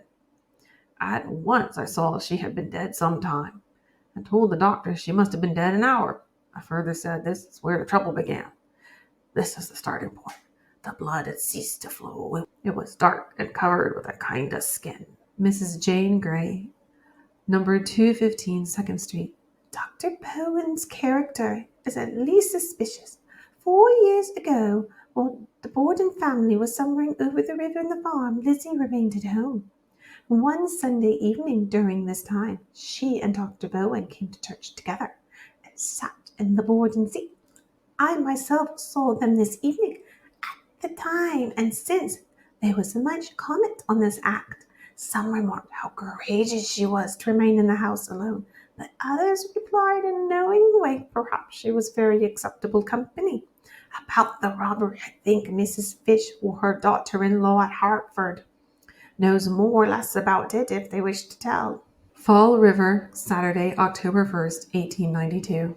Bridget Sullivan. Yes, I left New Bedford for good. I did not like the way the paper spoke of me. Said I was in New Bedford jail. And I got a postal card from the court requesting me to call for my witness fees. And that was addressed to New Bedford jail. I did not like this, so I thought I should show them I would not stay any longer. I think I'll try to get a place here through Mrs. McKinney's agency. If not, I may go to Newport, Rhode Island and work in the hotel where I was employed before. I have relatives in South Bethlehem, and as I have worked there before, I may go again. In a joking manner, she said she may go back to Ireland. She promised wherever she would go, she would let me know through Mrs. Harrington of Division Street. She saw nobody about this case since the trial, but several called at New Bedford, and she would not see them. Neither would she in the future, for she was tired of the whole thing. I think it'll be hard for me to get a place, but no one wants to hire a person for 1 month. I think the district attorney should give me something for my time. The papers and postal card made me feel badly, But aside from them, I got tired over there. I had nothing to do but look at the walls of the prison, and I found 7 gray hairs in my head. I would rather have a place where I would have something to do. No, I never at any time saw Lizzie put anything in. Neither did I ever throw any milk away. Whatever milk was left, and that wasn't much, I drank it, for I don't like tea. That story is not true. Did you see anybody wash their hands that day? Yes, sir. Dr. Colin and Dr. Dolan. I do not see how Dr. Dolan forgot that. I remembered it well, for I gave him a towel. This was in the kitchen. Dr. Colin was first. I know nothing about upstairs. No, I did not empty the basin, and I do not know who did. I think the wood was chopped over the river. At one time, one of the farm hands chopped a few planks for kindling. I never had occasion to use a hatchet but once, and that was to take the heels off my shoes. When I returned from Miss Russell's, I asked Lizzie if I could go to Mrs. Whitehead's to see if Mrs. Borden was there. It was then Lizzie said, "No, I think I heard her come in." So this is obviously after the hearing. She has been arrested for the murder and then apparently released. And she's like, "Yeah, no, you people suck. I'm out of here. And you people continue to suck because you keep sending my mail to the jail." Dr. Albert Z. Dedrick. I was going on a call to Whipple Street when I saw Dr. Dolan drive along 2nd Street like mad and stop at Mr. Borden's. When I returned, there was a large crowd there, and I went in. Mr. Borden's left hand, which was resting on his hip, was smeared with blood. I called Dr. Bowen's attention to it. I went upstairs, and as I entered, I noticed the basin, which was on the washstand, contained water stained with blood. Called Dr. Bowen's attention to this, and he said perhaps some of the doctors washed their hands there. Afterwards, I saw Dr. Dolan wash his hands there. I remember this distinctly, for I had put my hands in Mrs. Borden's wounds, and when I had washed my hands, I took the towel from Dr. Dolan, who had just finished drying his. I think Mrs. Borden was dead first, for when I took hold of her arm, it was cold, clammy, and very stiff. When I took hold of Mr. Borden to look at all the blood on his hand, it bent very easily. I do not want to get into the case, but I tell you just as I saw and found things. Bridget also mentioned milk, and we read in episode 1 that the officer told them to throw out the milk. So why they're asking her about the milk is beyond me, because it's in the officer's statements. That, hey, I was told to throw out the milk. Oh no, you're going to do it? Awesome, fine. I'm going to go do the other thing you told me to do. But I do think that Mrs. Borden being killed first does make more sense than the other way around of her not running up the stairs and dying of fright. It makes sense for the entire thing to start upstairs and then work its way downstairs. Fall River, September 29th, 1892. Wednesday, September 29th at 5:30. The marshal ordered me to Providence, Rhode Island. I arrived at Providence about 7 p.m. and went directly to the house of E.P. McHenry, College Street. At 7:15, Henry G. Trickey of the Boston Daily Globe called at Mr. McHenry's. He was ushered into the parlor, where the following conversation between Messrs. Trickey and McHenry was overheard by me. Substantially, it was as follows. This is going to get annoying very quickly. A reporter from the Boston Daily Globe met up with another guy, and the officer is recording the conversation. I'm assuming verbatim. For those of you listening to this and not watching, apparently they're taking turns talking. This is very polite conversation. So if you get lost or I mess up with my bad vocals here, because they're all bad vocals, that's what's going on. Beggary. I waited up there until I got tired. Well, mister, I fixed the deal with Adams. There's $1,000 to be had for the prosecution's case. Something was said about $200 from the paper business. Mel Adams has the $1,000 ready to pay over the minute. The evidence of the prosecution was obtained by him. I will come down tomorrow night and get the whole business, take it to Adams, get the money and turn it over to you. The first proposition made to me, as you know, was $500. That came from Adams. But the $1,000 was later agreed to by Jennings. Adam having sent for him and talked the matter over, he, Jennings, then went and saw Lizzie, and she assented to it. And Jennings wrote Adams it was all right. Jennings then called on Adams, and told him he had seen Lizzie and agreed to the proposition. So the money will be paid. There'll be $500 for you and $500 for me. You know, Tricky, they're not looking for the murderer. Of course not. All they want is the evidence of the government. Now let me tell you something. I asked Mel Adams if he thought Lizzie was not guilty. He said I'm counsel for her, cannot speak. But there is something I'll show you. He handed me a letter which was from his wife, and it read something like this. I am ashamed to think that my husband has interested himself in the defense of this woman when he knows she's guilty. Had no business to have anything to do with her case. Now, Tricky, what do you think of Jennings? Did you see him to talk about this matter? No, I'm doing business with Adams. Adams said Jennings was a provincial fellow and doesn't know anything. When he was spoken to about this deal, at first he would not do it. I could do nothing with him.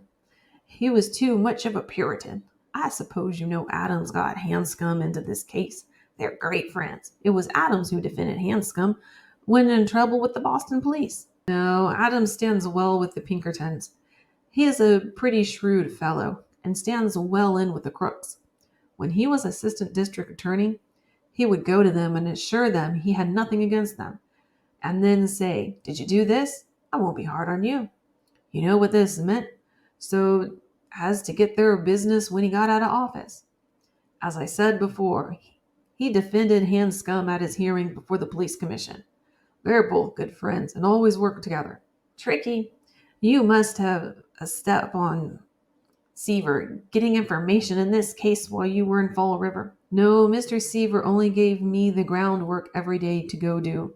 For instance, he would say, today the axe is the principal subject. The next day the tip would be the bottle of acid, and so on. It was true he gave me such tips every day I saw him, but he did not give me everything. That is, he would not give me the whole subject. He would merely hint at the subject, and then I would go do the work. I get most of my information indirectly from Harrington and Doherty. The prussic acid story I got indirectly from them through a friend of theirs, whom I gave $25. The party to whom I gave up the $25 is a policeman on the inside. What about Medley? Oh, he's cheap. I got him any time for a couple of beers. He's the cheapest chump of them all. What about the mayor? He was one of my best friends. I got a great deal from him. He's a dandy for staying up nights. I tell you, he gave me lots of good news. Now about the deal with Adams. I cannot see him tonight, as he lives out of town. I think in Worcester. But I'll see him about 8:30 tomorrow morning. After 9 o'clock, nobody can find him. Sometimes he goes to Cambridge.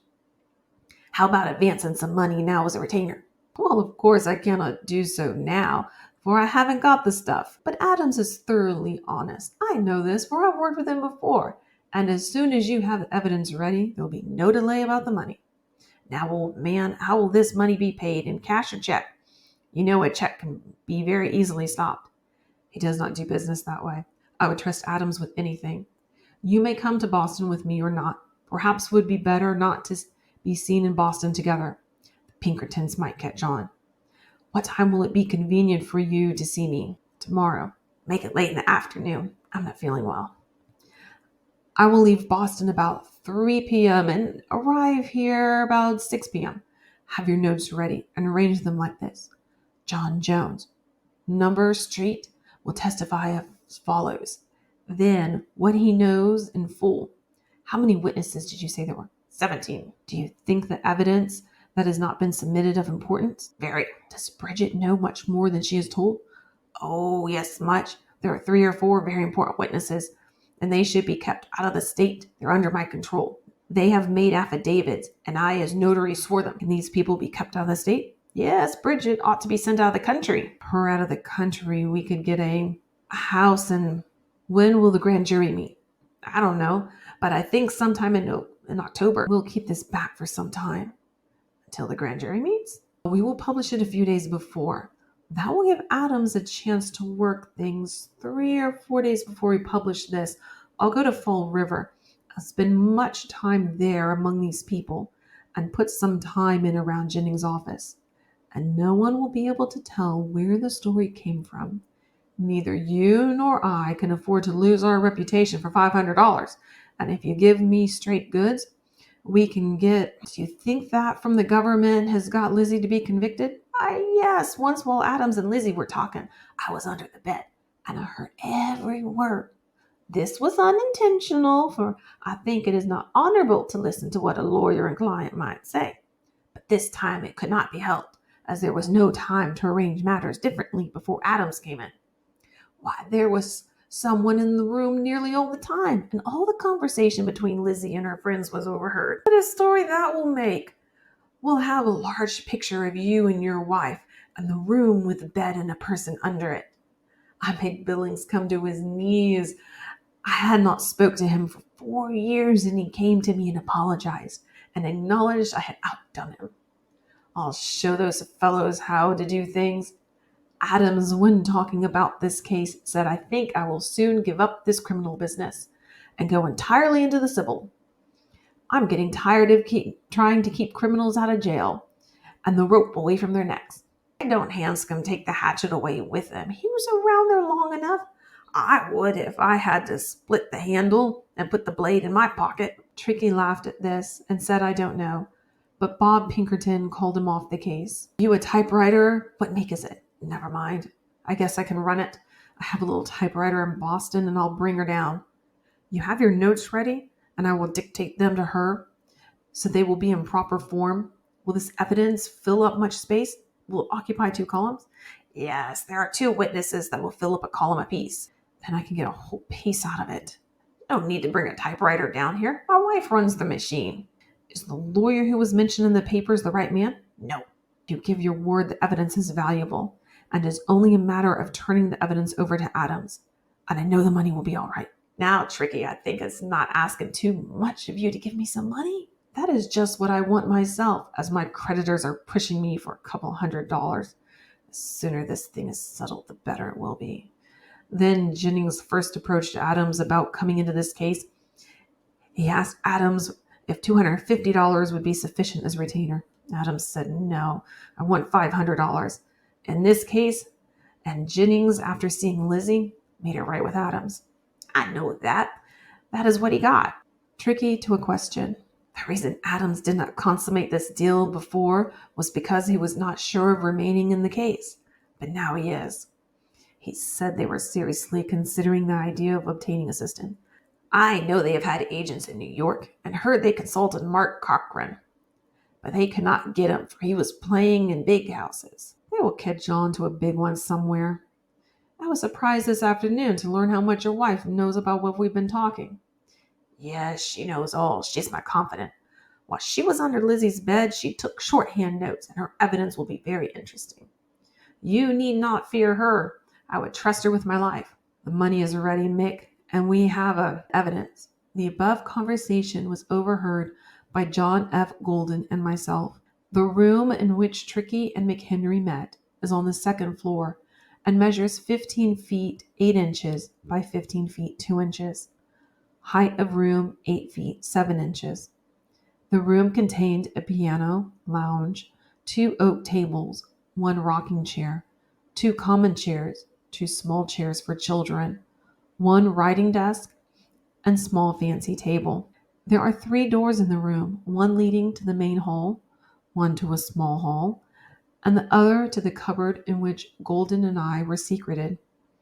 The small hall door and the door leading to the cupboard were covered with portieres. The door to this room was unhinged, and in front of it, facing the parlor, stood a large picture on an easel. This picture measured 4.3 by 3.5. The room in which we were was 4.7 by 4.7. Height the same as parlor. There was a small trunk in this room.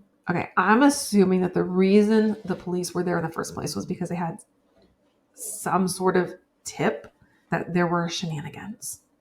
So all the previous statements that we read from Harrington and Doherty, this reporter had apparently embedded himself around the subject matter, which arguably is a reporter's job.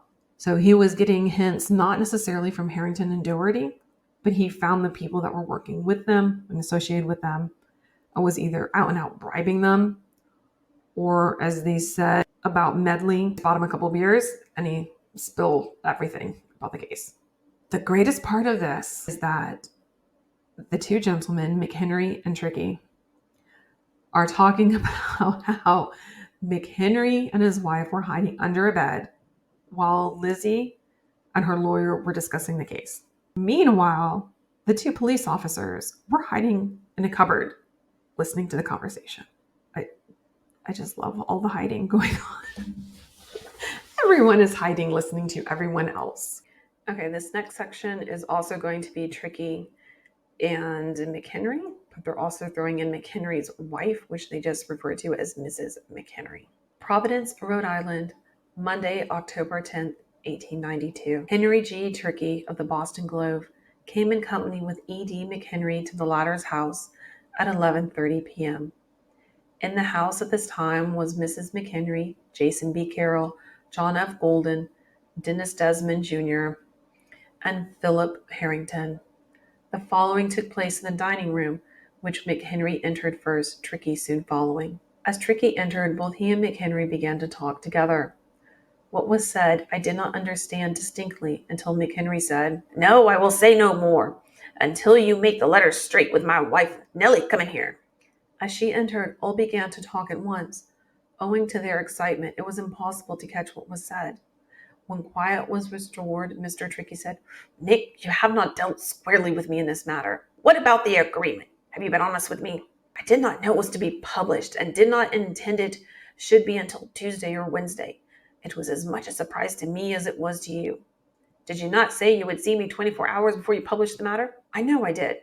"You agreed to see me at midnight Saturday?" "Yes, but when I received you dispatch at the Gladstone Hotel, I was called to the office, and then for the first time learned it was to be published." "Why did you not telephone me then?" "It was too late then, and I did not wish to disturb you." "Well, you promised to let us know 24 hours before publishing it." "I know that." "Well, you did not keep your agreement." "We rushed the fellows down to Fall River this morning and found all the names and addresses wrong, the whole thing crooked." "Do you mean to say you were straight? Were you not to give me $200 more?" "I gave you $200 in Attleboro." "Yes, but part of that was to go to my wife." "No." "And I was not to get $500? "Yes." "Wasn't part of the $200 which you gave Mick at Attleboro to go to me for the purpose of getting Bridget away?" "No, I said nothing of Bridget." "Why, you certainly did, for you told me so." "You don't know anything about the agreement in Attleboro, only what he told you." "What are you talking about? That is just what you said in Attleboro. I never made any contract I did not live up to. No man ever heard me make a statement I did not carry out." "Oh, yes, they have. Have you not done what you promised in this transaction?" "Did you not promise that I would have $500? "Yes, but the stuff was not straight." "Well, that is your own fault. You promised not to publish it until you gave me 24 hours notice." "Yes, that is so, but I could not avoid it, and now all the statements are crooked." "I thought the Globe's interest in these statements was of a secondary consideration."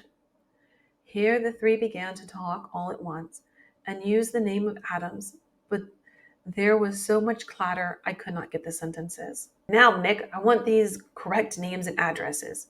Charles H. Taylor Jr. sent 5 men down there to verify the story, and if I don't get the right names tonight, a new story will be published in the paper and we will roast you."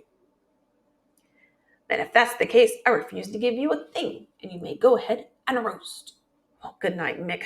Now, do you wish to reconsider before I go and give me the right names?" "I'll give you nothing." "Weren't you to get the evidence for Adams?" "You don't understand the Attleboro agreement." During the conversation, all three were very much excited.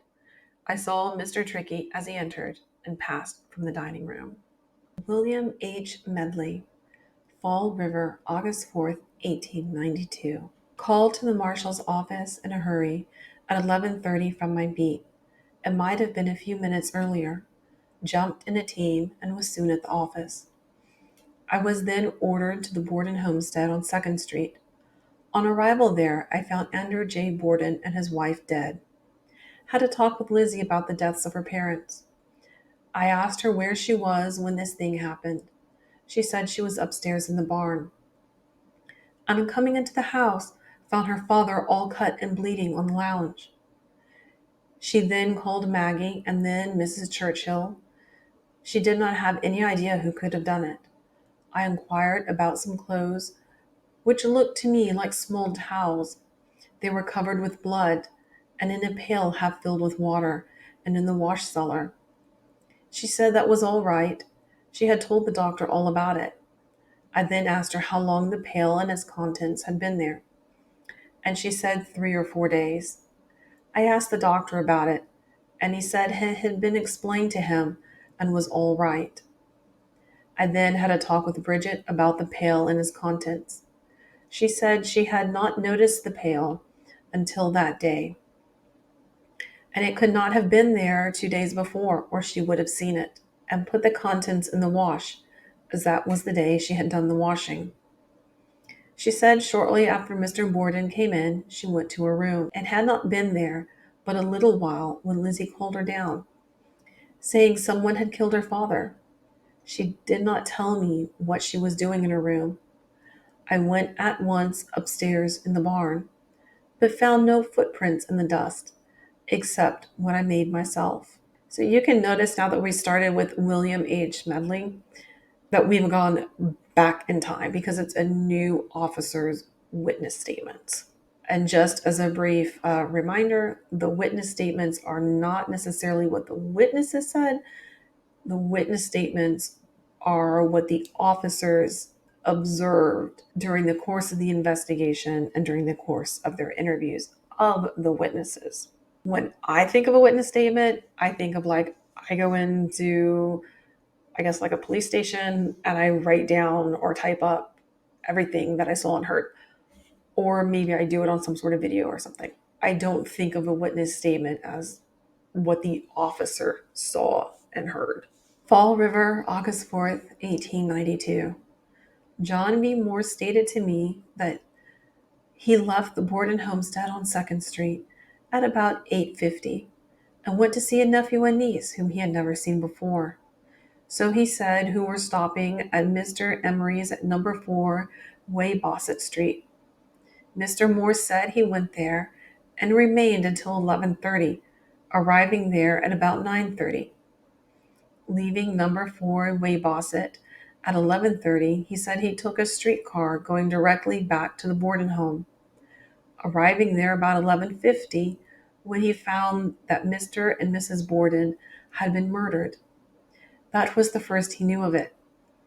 He told reporter Porter, oh, that's taken me a second there. Okay. I'm assuming that's not one of the many typos in this. He told reporter Porter of the Daily Globe that the first he knew of it was when he was telephoned for. To prove the truth or fallacy of his statement, I went to the home of Mr. Emery at number 4 Waybosset Street. Mrs. Emery said Mr. Morse did come here about 9:40 and left there at 11:20 or thereabouts. That he did meet his nephew and niece. She also said Mr. Morse had not been to their house before in several years. She asked him to remain for dinner, but he declined, saying something about going to New Bedford, to which place they understood he was going after leaving the house. He left by the front door, but she does not know whether or not he took a streetcar. Fall River, August 4th, 1892. Went at 9:30 at night with Officer Connors to New Bedford to ascertain the whereabouts of a man who offered a Frenchman living on Jinks Street $4 to carry him to New Bedford. This man is said to have got into the Frenchman's team near 8 Rod Way on Pleasant Street, and is said to have acted strangely. His description is given as follows: height 5'9" or 10, weight 175. Dark complexion, broad shoulders, wore dark clothes.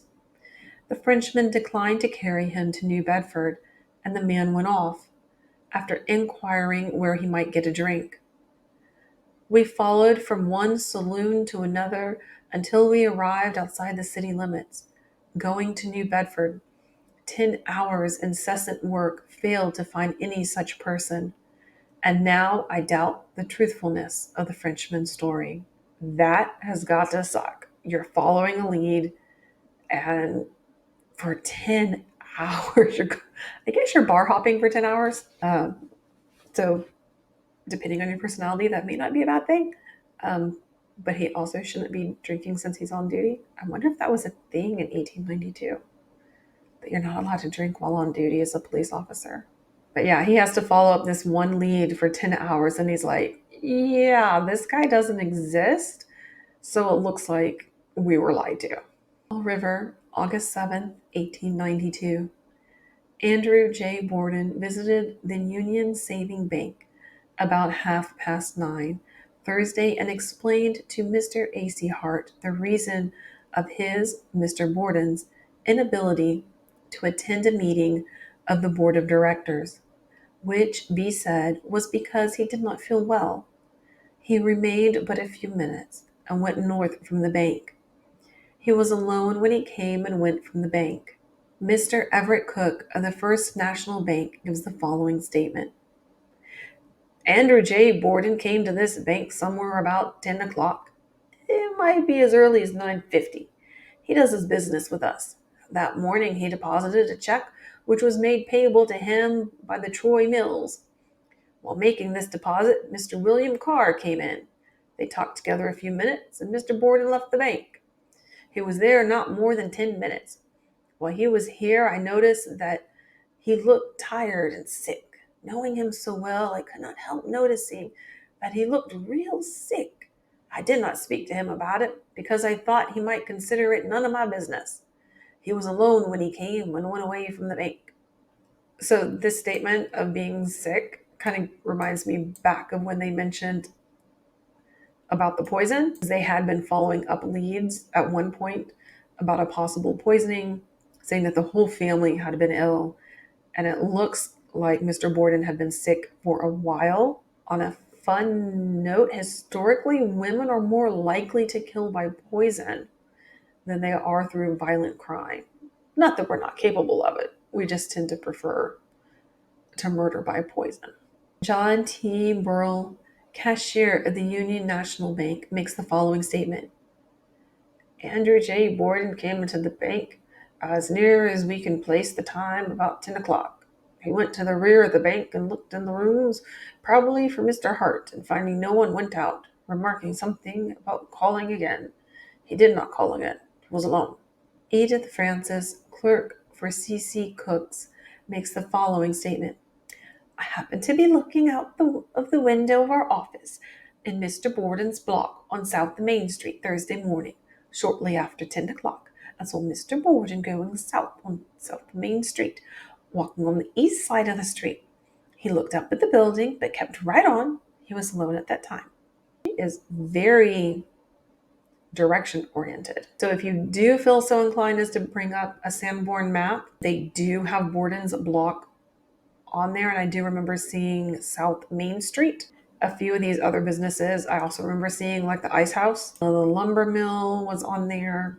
So it would be fun to go and kind of like pull those up and plot them out. It would definitely be a labor of love to do that. Charles C. Cook made the following statement. I'm a business manager for Mr. Andrew J. Borden for the Borden block. I did not see Mr. Borden Thursday. I have had charge of the block since it was built. He used to come in once in a while, but not every day, nearly always alone. The only other person who ever came with him was his wife, excepting once when Lizzie came with him to sign a deed conveying some property she owned to her father. This property was owned jointly by the two sisters and was situated on Ferry Street. Lizzie had been there 3 or 4 times. Once came to ask me about the value of the property she was going to convey to her father. I told her, she went away. Mr. Cook, have you any reason to believe Mr. Borden had or had not made a will? I think Mr. Borden had made a will, unless it had been made recently. I will tell you how I know. He came to my office one day when I was writing and waited until I finished. When I told him I was just writing a will, he said, Charles, do you know that is something I have never done yet, but I must attend to? Mr. Cook, do you know of anything that would lead you to imagine that Lizzie and her father did not get along well together? I do not like to answer that question on account of my position as custodian of property. as I do not know what relations may be with the family when this thing is settled. Would you be willing to answer that question in strict confidence to the city marshal? Yes, sir, I would. Fall River, August 5th, 1892. In accordance with instructions, I visited New Bedford. I find that Lizzie Borden arrived in that city on Thursday, July 21st, and went to Mrs. Poole's, the mother of a friend, a former schoolmate, living near South Water Street. While there, she never went out alone, always going in the company of family, with one exception, that being Saturday morning, July 23rd, when she went on the street to buy a piece of dress goods of some cheap material. Being gone but 1 and 30 minutes, she went alone and returned alone. No one called to see her while there. She never made mention of her family affairs. On Tuesday, Lizzie, Mrs. Poole, and Mrs. Poole's daughter went to ride to Westport to see Mrs. Poole's daughter, who was a schoolmate of Lizzie's, and who is now married to Cyrus W. Tripp. They spent the day there, leaving time enough for Lizzie to connect with train at New Bedford for Fall River. That was the last time the Pooles saw her. While at Westport, Lizzie saw no one outside of the family. Made this visit to New Bedford August 7th. Fall River, August 8th, 1892. Paid a visit to Mrs. Cyrus W. Tripp at her home in Westport on August 7th, 1892. In reply to my question, she made the following statement. Lizzie told me she thought her stepmother was deceitful, being one thing to her face and another to her back. Lizzie told me her stepmother claimed not to have any influence with her father, but she must have influence with my father, or she would not have given my stepmother's half-sister such a large sum of money. She said, I do not know that my sister or I would get anything in the event of my father's death. This conversation took place at different times during former visits, nothing being said during her visit July 26th. Make a will, people. Just make it easy on everybody. Make a will. Fall River, August 9th, 1892. Went with Officer Harrington to one of John S. Brayton's farms near Gardener's Neck, and there found a Portuguese family named Joseph Sylvia. It was reported by Mr. Brightman that while working there on Friday the 5th, he had noticed an axe covered with blood in porch of the house. Investigation revealed that no member of the family were in Fall River on August 4th. The axe had never been out of their possession. The axe found lying on the woodpile was identified as one he saw by Mr. Brightman. There was no blood on the axe when found by us, and the family did not remember to have seen any. If there was blood on the axe at any time, it might be caused by the children having the nosebleed by falling down, which was frequently the case. There was no reason to doubt a word these people said. So since we have gone back in time, we are back at Joseph Sylvia's house, where people are like, yeah, he's got a bloody axe. You know what he also has is apparently two daughters covered in filthy blood-stained dresses who have the nosebleed. They fall down, bleed everywhere, including on wood chopping axes. Fall River, August 10th, 1892. Went today to make measurements of the barn and its distances from the house. The nearest point of the barn to the back door of the house, about 22 feet. From the side or small door of the barn to the back door, about 41 feet. Space vacant in the barn when I made my examination, about 14 square feet. Found a box of leaf lead weighing perhaps 15 pounds at a distance of about 3 feet 2 inches from the door on the ground floor of the barn. Found a piece of lead pipe about 4 or 5 feet long laying on the ground floor of the barn. Distance from the door about 5 feet. This lead was in full view and could readily be seen by anyone.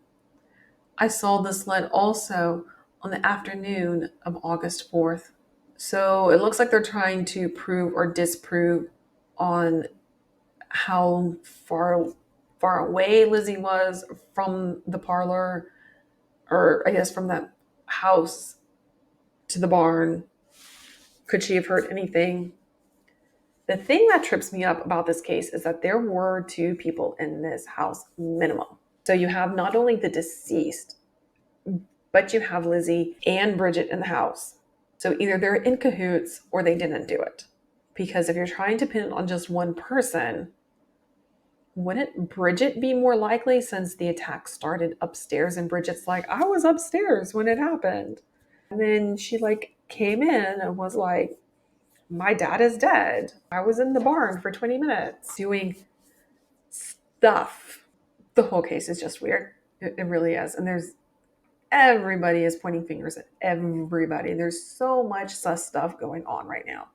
And if you are following along, filling out fan club forms, I'm going to say forms at this point because you have blown past just one form and you are probably on 380 by now. There are so many people, so many dates. At this point, my trial hunters have probably resorted to creating a timeline. Genealogists, timelines can be really great if you haven't explored that concept before and using it in terms with genealogy. I know that companies like Ancestry kind of have a little scrolling timeline of main events, but you can create your own timeline.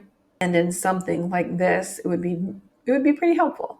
Fall River, August 13th, 1892. Went to New Bedford today to investigate about a man acting strangely in a druggist store on North 2nd Street, kept by William H. Drummond. This information was furnished by Stephen Sawyer of New Bedford, and turned out not to be worth the paper upon which it was written. A man stopped into the store, said he was hungry, bought a glass of soda and a few sticks of candy, lounged around the store a little while, looking once or twice up and down the street. He said he lived on Chestnut Street, Fairhaven, and went away. Description of the man: height 5 feet 6, age 45 or 50, complexion dark, wore blue clothes. I'm not sure what's suspicious. It sounds like some dude just wanted a snack, and so that's what he did. Chatted with the clerk for a little bit while he ate, and then went off to do his business. Fall River, September 2nd, 1892. In obedience to orders given to me on Monday last, I have visited Needham, Chestnut Hill, Boston, and other places, endeavoring to find or locate the man, Sam Robinsky. I'm not sure if they mean Robinsky or with the amount of errors, like that one, that they might mean Rubinsky. I am going to auto-correct this to Sam Rubinsky. Every place mentioned above was thoroughly worked, and we are satisfied that the man Rubinsky is absolutely unknown to the people of the places above mentioned. The letters which were said to have been delivered to a man of that name at the Needham post office last spring were not delivered last spring, but a year ago last spring, and the post office people have not seen or received anything from him since that time. For a remembrance of the name, they have nothing to govern them but their memories, and as so many Jews spell their name almost the same, the post office authorities admit their liability to err. Yeah. In company with Inspector J. Ryder of Station 1, I went to all the wholesale dealers in peddlers' supplies who are Jews themselves. They not only do not know of anyone of that name, but are willing to make an affidavit that they do not believe any such man lives in this state. Captain Kane of Station 1 put 4 men to work on the Jewish section, who made house-to-house canvass, using up 3 days, and this canvass failed to reveal anybody by the name of Rubinsky. Everywhere in police circles, the Rubinsky letter was considered a fake, pure and simple. So it's great that they are following up with the lead. I mean, they did spend 10 hours on a pub crawl on a lead just because the dude was sus. I'm not sure what this letter has to do with anything, though. A letter was supposedly delivered, but no, wait, it wasn't delivered this year. It was delivered last year. But we're going to go and investigate this letter that was delivered last year. But at least on the upside, they didn't just assume that this possibly fictitious person was guilty. And they're like, hey, everybody saw this person doesn't exist. They made sworn affidavits that they did not exist. So, hey, it's fake. September 2nd, 1892. In pursuance of orders, I, this day, visited Mrs. John Marshall at Pawtucket. I was unable to secure an interview with her because Mr. Jennings had telephoned to allow no one to see her until he came on. I waited until next day when Mr. Jennings and I had an interview with her, and she made the following statement. She was out riding in company with Mrs. Robert Marshall in Fall River on the 4th of August. They were going south through the 3rd Street about 11 o'clock or a few minutes after. When opposite Dr. Conan's house, she saw a horse and a top buggy and a man standing beside it. He was not in a hurry, did not seem excited. No blood or anything on his clothing, nothing in his hands, but simply standing beside his carriage. And presently he got in, but did not notice which way he went.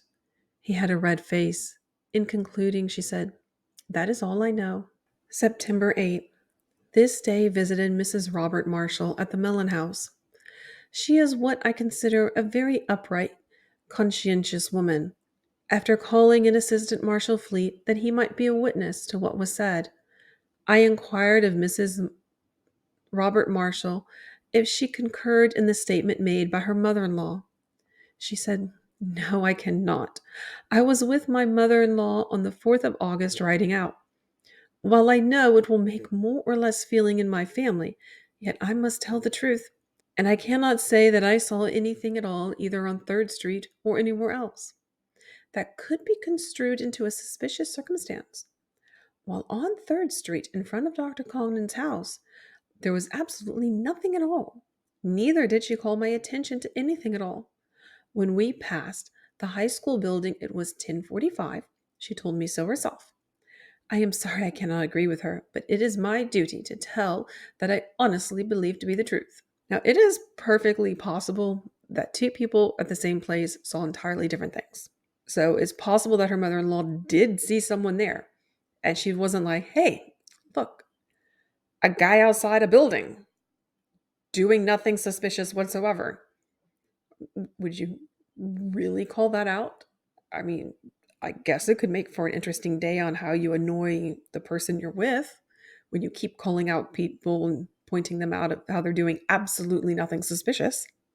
So it's possible one is correct. It is possible both things are correct. One did see someone and one did not see someone.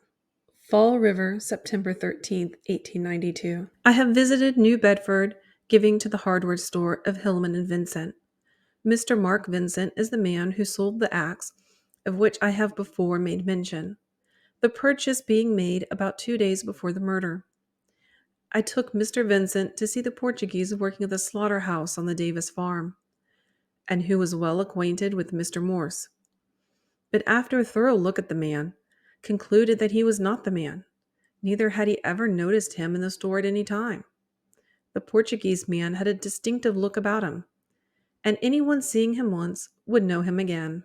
This Portuguese claims never to have been in New Bedford, except on Sunday, at any time within 6 months. So I am assuming that this is a different Portuguese man than the one who withdrew the $60 from the bank. So far we've had at least 3 guys. We had Sylvia, who has the children with the nosebleeds. Then we have the guy who withdrew the $60. And now we have the guy who's working in the slaughterhouse. And they, other than Sylvia, they just refer to them as the Portuguese man. Then again, they also refer to the one guy as the French man. So I'm assuming these leads were very vague and bad. What's more interesting is that they knew of an axe, like The axe that they suspected, they're like, oh, I know that axe that is sold by such and such store. Even nowadays, how many stores are selling axes or other merchandise that you can find at multiple locations? Was Hillman and Vincent the only place who you would have bought an axe from? And that would be something that you could look in the city directory to find out. Fall River, September 12th, 1892. I visited Miss Lizzie Johnson of Myrick's on Saturday. She refused to make known to me the contents of the letters she received from Lizzie Borden on the day of the Borden murder, until she had consulted Mr. Jennings. I talked with her for 2 hours, but was unable to make her change her mind. She met Mr. Jennings Saturday night. I saw her again today, when she informed me that Mr. Jennings told her she need not tell me the contents of the letter if she did not want to, and she did not want to. I have seen the other girls who were at Marion at the time. None of them will talk. I have made all this known to Mr. Knowlton, and that gentleman instructed me to procure all their names and give them to you, in order that they may be summoned to appear before the grand jury. The names are as follows: Mary L. Holmes, Isabel J. Frazier, Lizzie Johnson, Louise Remington, Mabel H. Remington. I thoroughly support Lizzie Johnson's decision to talk to a lawyer. But obviously, Lizzie Johnson was a subscriber of Shut the Friday. And as anyone who is a subscriber of Shut the Friday, they know that Shut the Friday is every day. But it is a glorious day unless you've had time to talk to a lawyer. So it looks like all of her friends circled the bandwagon on this. And they're like, we're not talking. We talked to Lizzie's lawyer, Mr. Jennings. He said, we don't have to say anything if we don't want to. We don't want to. And the cops tried for 2 hours to convince her otherwise. On the 6th day of October, Curtis I. Peace of Westport came to Fall River and met Mr. A.J. Jennings. I was informed by Mr. Champlain of the Daily News that Peace was an old lover of Lizzie A. Borden. In order to sift the matter to the bottom, I commenced a thorough investigation. I found that Mr. Peace first met Lizzie Borden at the house of Mr. Tripp at Westport, about 10 years ago. At the time, Peace was a sort of itinerant preacher and was doing a little in that line in Westport at that time. While he was on speaking terms with her, yet there was not anything to indicate that Lizzie cared for him. I was told by Mrs. Tripp that Lizzie could hardly tolerate him.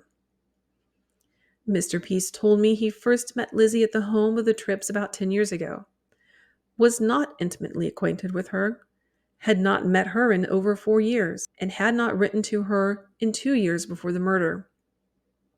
He was not her lover, and never was.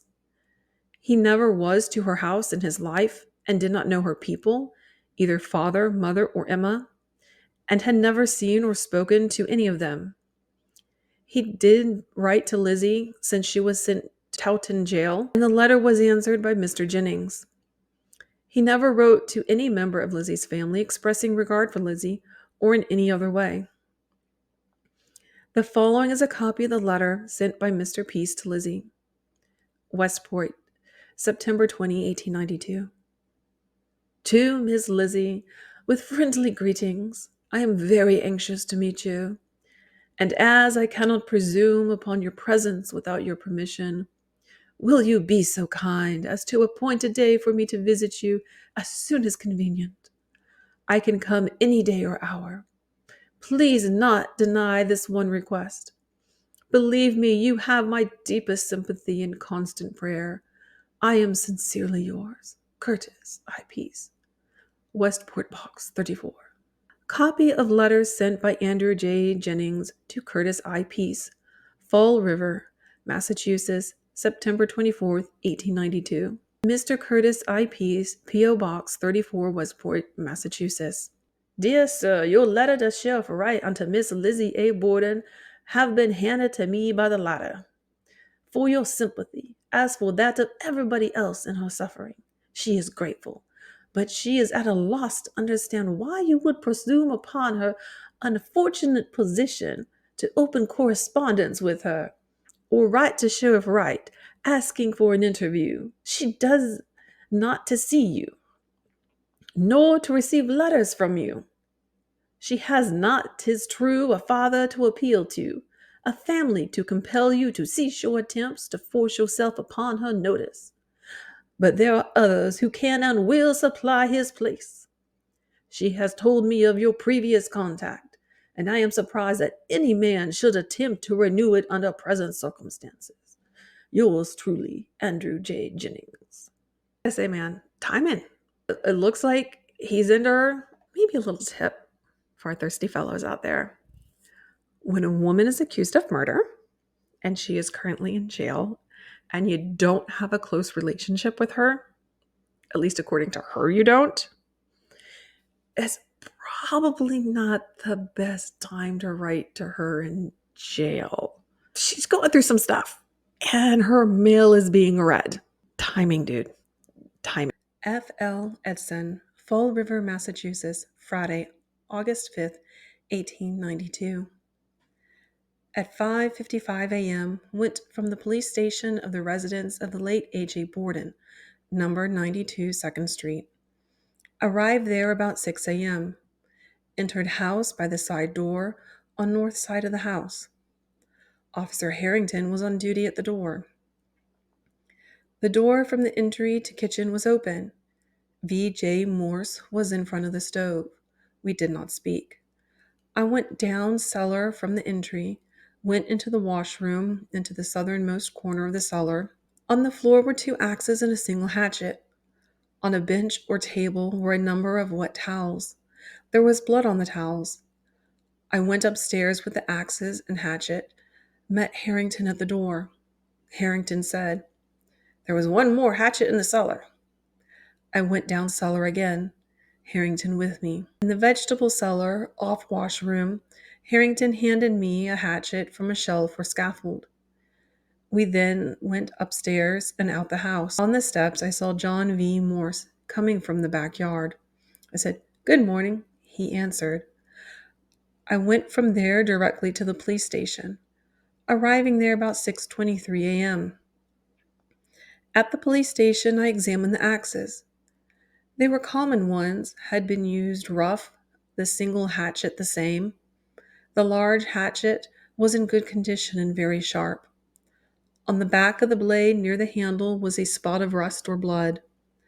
From this spot to the handle was light-colored hair. There were dark spots on handle. Do not know whether they were dirt or blood. The blade appeared to have been in water. The extreme length of this hatchet was about 17 inches, the blade about 5 inches broad. The head and claw on head about 1 inch wide and about 2.5 inches long. The length of handle wood axes about 2 feet 8 or 10 inches in length. The single hatchet about 16 inches long. Officer Harrington, Doherty, Minahan, Reagan II, and McCarty saw me when I left the premises, and Officer Mahoney and Steward Cummings when I arrived at police station. I carried the axes and hatchet openly in my hand. You can tell this is a time before, fingerprinting and stuff. Because he's like, "Yep, I just have these axes, and I'm just going to carry them out with my bare hand." Nowadays, people would freak. About 7:15 a.m., I returned to the Borden house, went into the house with Officer Doherty. Bridget Sullivan and J.V. Morse were in the kitchen. I also inquired of Morse about his relatives in New Bedford and vicinity. I also inquired about Mrs. Borden's relatives. Morse called Miss Emma, and she answered the questions. While I was talking to Miss Emma, Miss Lizzie came in. She said, "Bridget, are you sure the back cellar door was fastened?" Bridget said, "Yes, marm." Monday, August 8, 1892. About 10 a.m., went to the A.J. Borden house with Charles H. Bryant, officers Desmond, Medley, Connors, and Quigley. Desmond asked permission to search the premises of Miss Lizzie and Emma. They gave consent. We searched the cellar, chimneys, sounded walls and floor, after which we searched the barn, outhouse, under outhouse, yard, lumber pile in the yard, and adjoining yards. We found no weapon or anything suspicious. This search was completed about 1:30 in the afternoon. It has got to suck to search the outhouse. An outhouse is not as clean and orderly and tidy as a modern outhouse, at least not the ones then, and they wouldn't be as nice as anywhere near as nice as a modern bathroom. What's even worse is under outhouse. They searched underneath the outhouse. That would have been the most foul-smelling job. Friday, August 26, J.V. Morse testified that 1 axe and 3 hatchets were taken from the house, put in a light-colored bag of coarse material, and carried away. This is false. All right, so if you're remembering, then just a minute ago, he said that he carried all the axes and hatchet out openly in his hand. J.V. Morse is saying, well, I clearly saw them put in a light-colored bag of coarse material and taken away. And the dude's like, no, you didn't. I'm the one who took them away. They were in my hand. They were not in a bag. George F. Seaver, August 11th, 1892. Early Thursday morning, August 11th, went to Luther's Corners, Swansea, with Marshall Hillard, to the farm owned by the late Andrew J. Borden, and had an interview with Frederick Eddy and Alfred C. Johnson, who had been employed on that place, Mr. Eddy for 16 years and Johnson for 9. Frederick Eddy made the following statement. John B. Morse came over to this house Wednesday evening, August 3rd, between 7 and 8 o'clock. He drove a horse and top buggy. Said it was a stable team. He came in the house and brought a riding basket, took out 3 pears and laid on the table. Said he brought them over from the Borden house. He said Mr. Borden sent him over to see how I was and get the eggs. Said Mr. Borden was coming with them, but he, his wife, and Lizzie were taken sick last night and he couldn't come. He said he stopped to supper at Mr. Vinicum's, who lives a short distance from here. I said to him after he got his eggs, how about the oxen Mr. Davis of South Dartmouth was to have to use? I'm going back and see Mr. Borden and think we will make arrangements to get them back over Saturday morning, was the reply. Mr. Morse stayed here perhaps 10 or 15 minutes. Since hearing of the murder, it has seemed to me a singular coincidence that he should have come over that night for the eggs, for had he not, I should have taken the train and gone to Mr. Borden's Thursday morning, arriving at the house about 11:15 or 11. I have seen the axes and hatchets at Mr. Borden's. The large hatchet was comparatively new. When it was bought, it was brought over here and ground sharp. After being ground, Mr. Borden was here, and it was carried out and put on the wall by the gate for him to carry home. When he went away, he said, I won't take the hatchet. It'll be coming over in a day or 2, and you bring it over, which I did. I did not use axes or hatchets at Mr. Borden's. As a Sweden, Andrew Johnson went to Mr. Borden's when he was not busy here and did all the work, cutting the wood, cleaning up the yard, etc. When I go to Fall River with hay or anything for market, I have always been in the habit of going to Mr. Borden's house for dinner. Sometimes I have eaten dinner with them. Often I have not got there until after they were through dinner. Alfred Johnson made the following statement. Have worked for Mr. Borden 9 years. Have done his work at the house, cutting wood and cleaning up the yard, when not busy at the farm. I think the 2 last times I cut wood was early in the spring and again just before planting. Mr. Borden had 2 axes, a single hatchet, and a shop or bench hatchet. The bench hatchet has never been used since it was sharpened. I ground it over here on the farm in the early spring. The hatchet and axes were always kept in one place, in a box in the wood room on the left, at the left of the furnace. Never found them in any other place, and always put them back after using them, as Mr. Borden was particular about having one place for all tools. When I have been working at Mr. Borden's, I have stayed there. I love how they referred people as nationalities. The Frenchman, the Portuguese, the Swede. I wonder how many more nationalities we're going to get to by the end of this. Are we going to make a circle around the world? We're just going to try and hit everybody up. George W. Seaver, BP. D. Desmond. On Monday, August 8, 1892, F.L. Edson, P. Connors, M. Quigley, W.H. Medley, and D. Desmond went to Borden House, 2nd Street, to make a search of the premises. Mr. Charles Bryant, mason and contractor, went with us to assist if necessary. I, Desmond, inquires for either of the Borden family, and Lizzie Borden came. I told her that we had been sent by Marshal Hillard to make some further search of the premises. Lizzie said, if there was going to be anything done or anything said, Mr. Jennings must be here. This took place in sitting room. Hanscom was sitting in the room at the time while waiting for Mr. Jennings. Emma came into the sitting room from front hallway and said, if you only want to do some searching, you can go right ahead and search any place you wish. But if there is any conversation to be had, Mr. Jennings better be here. I told her we came only to search. About the time we got ready to search, Mr. Jennings came. I told what Lizzie said, also what Emma said. Mr. Jennings said, that's all right, go right ahead. Edson, Connors, Quigley, Medley, Desmond, and Charles Bryant went into the cellar. Had only been there a few minutes when Mr. Jennings and Hanscom came down. Mr. Jennings spoke about the lumber pile in the yard and wanted us to be sure and search that before we got done. Mr. Bryant and myself, Desmond, looked over the chimneys. After finishing the east chimney, which is the one in the kitchen, we went to look at the one in the west of the building. This runs up between the parlor and dining room. The side of the dining room seemed to be bricked up or cemented. While we were looking over it, Emmett and Lizzie both said, if the front is in your way, tear it out.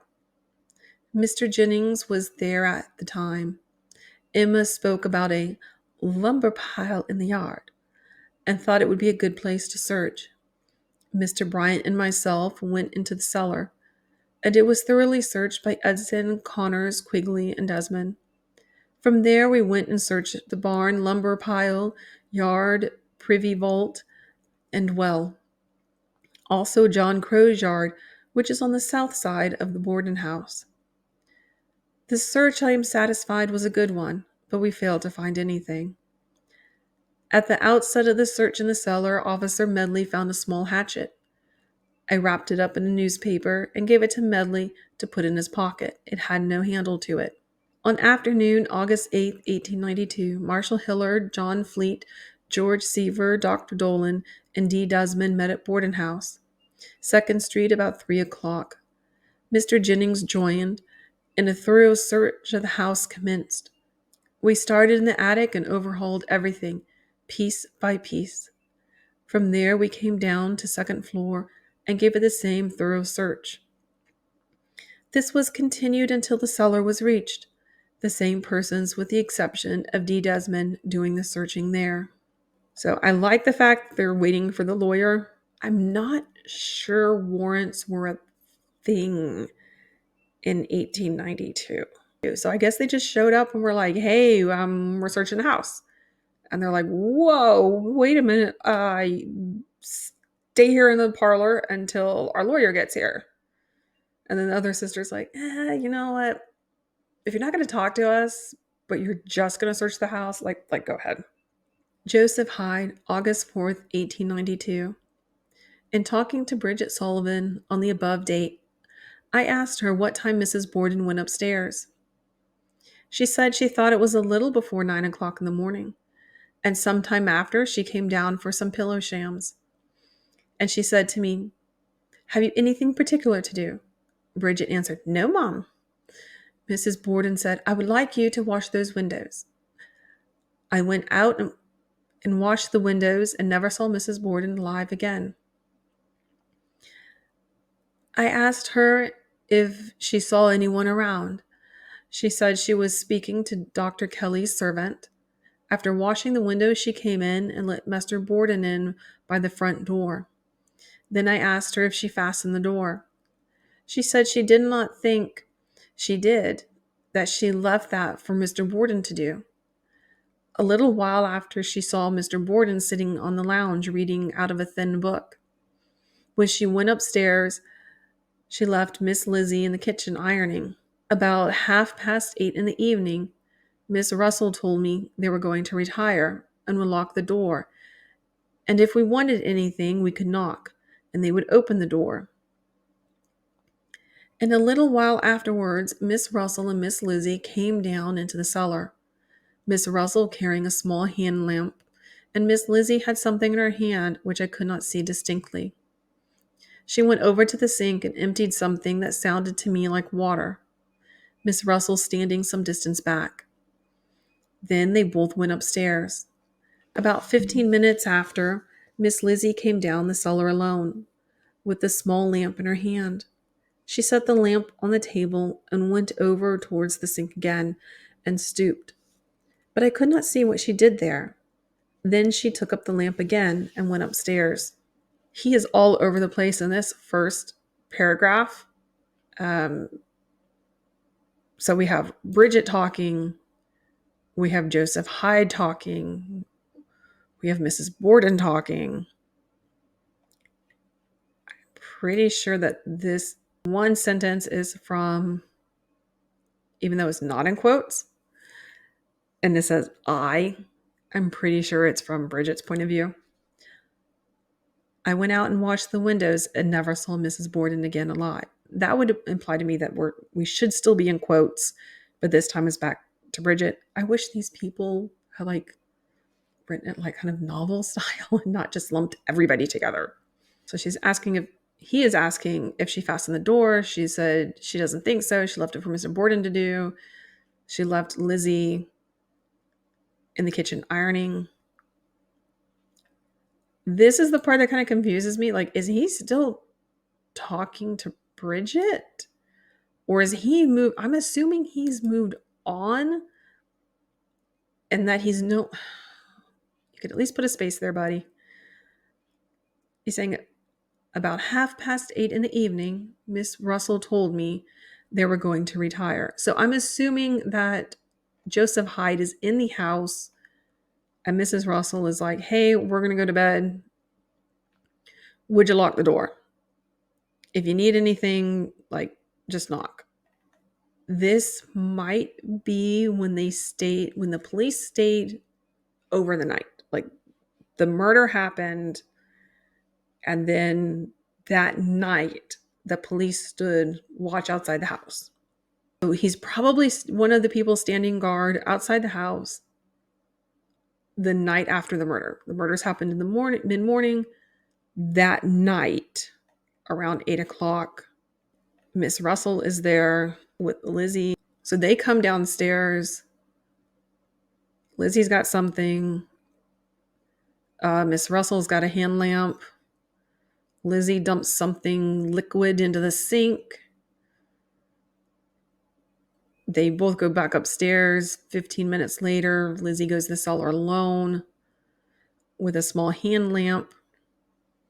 She goes over the sink again and does something that the cop can't see. Just hear some of you yelling, we just covered this woman. Why are you explaining it? Because I'm slow. I'm slow and I need to suss this out slowly. And you're along for the ride. Put me on 1.25 speed or 1.5 speed and get me done quicker. August 8th, 9 o'clock in the morning. I spoke to Miss Russell about her and Miss Lizzie being in the cellar on the night of the 4th. Miss Russell said Miss Lizzie had the toilet pail. Miss Russell said she offered to carry the pail. Miss Lizzie says, you bring the lamp, and they went into the cellar. I said to Miss Russell, Miss Lizzie came down to the cellar alone after that. Miss Russell said that could not be. I said, oh, yes, she did. It was about 10 or 15 minutes after you and she went upstairs. Miss Russell said that must have been while I was taking my bath. About 15 minutes after this conversation, Miss Russell came to me and told me she would like me to come upstairs. She wanted me to see something. She led the way to the southeast bedroom and, pointing to something that lay on the floor under the head of the bed, said, "What's that?" I picked it up. It was a club about 20 inches long. She said, "I slept here last night. If that was there last night, I don't see how I missed seeing it." Miss Russell seemed very much excited and begged me to tell no one but the marshal. Mrs. Charles Holmes was present at the time. Well, the fact that Mrs. Charles Holmes was present, and given the way gossip has circulated around this town at lightning speeds, like it puts my internet to shame the way how fast this gossip spreads. I wish my internet was as fast and strong as their gossip. That information is probably all over town like 5 minutes before it even happened. I can see how Miss Russell would be excited. She's like, "Oh my God, like, look, like, I was up here last night and there was nothing. And then, like, I saw this morning. It's a clue, right? It's a clue." I'm sure the cop is like, "Yeah, lady, it's a clue. Go do lady stuff somewhere." John Devine. I arrived at the house of A.J. Borden, 92 2nd Street, about 11:40. Went into the cellar of the house with Officer Mullally and searched there. Found 2 hatchets and 2 axes in cellar. One of the hatchets had a mark across it that drew our attention to it. Marks across the blade and a mark diagonally on the inner corner of the same hatchet. We, myself, and Mullally called the attention of the Assistant Marshal of Fleet to it at the time. 2 hatchets were in the wash cellar. 2 axes were in the next room west of the washroom. John Riley. Fall River, August 28, 1892. I arrived at the Borden house about 12:35, August 4th. I was told of the murder on the way to the station house. Went into the kitchen and sitting room. Saw Mr. Borden on the sofa. Saw some blood spots on the door leading to the parlor. Saw Mrs. Borden upstairs on the floor in the bedroom. Saw Miss Russell and Lizzie Borden in another room on the second floor. I came down and went to the cellar. Marshal Fleet, Mr. Morris, and Officer Mullally were there. Looked through the cellar, saw the hatchets. Came upstairs to the kitchen. Dr. Dolan, Dr. Bowen, and Bridget Sullivan were in there.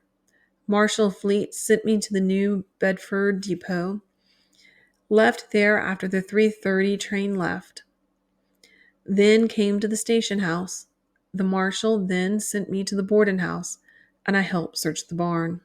I kind of like his style of writing up his witness statement. I did this. I did that. And none of these people were thinking that what they wrote down as an official document would ever be perused by people, more than 100 years later. J.M. Heap. August 14th. I saw Ronald St. Amant. He said that August 4th, he was coming from Atwater's coal yard on 8 Rod Way with a half-ton of coal at 2:30 or 3 o'clock. He met a man at the corner of 8 Rod Way and Pleasant Street. The man asked me if he could get in. I told him yes, come on then. He asked me if I could take him to New Bedford. I asked him why did he not take the cars. He said he wanted to go in a team. I asked him if he had a girl with him. He said no. He asked me how much I'd charge to take him to New Bedford. I said $4. He said, all right. Then he kept kicking the horse. I made him understand that I had too much load to trot, and he stopped kicking the horse. I asked him what part of New Bedford he wanted to go to. He said the south part. Then he asked me if I could come back at 4 or 5 o'clock in the morning. I said it's too late. I want to come back at 11 or 12. He said that, all right, let's hurry up. We came to the wood yard on Jink Street. Before we got there, he asked me if I had a buggy. I said, no, I have got to carry all. I showed him the carry-all. He said it was all right. He got into the carriage before I could hitch the horse to it. Then he gave me a $5 bill. I gave him one back. He wanted the reins and kept saying, hurry up. I saw that he was in a hurry, that I could not change my clothes, so I sent a boy after my coat and vest. The boy brought them. Then my wife came and asked me where I was going. I said to take this man to New Bedford. She said, I don't want you to take that man to New Bedford. Then she said that there'd been someone murdered in the city today. She said it might be bad to take that man to New Bedford. I told her that he'd paid me. She said, give him back his money. I don't want you to go to New Bedford. I gave him back his $5 bill, and he gave me back $1 bill. As near as I can understand, he said, I have paid you and I want to go to New Bedford. I told him my wife didn't want me to go.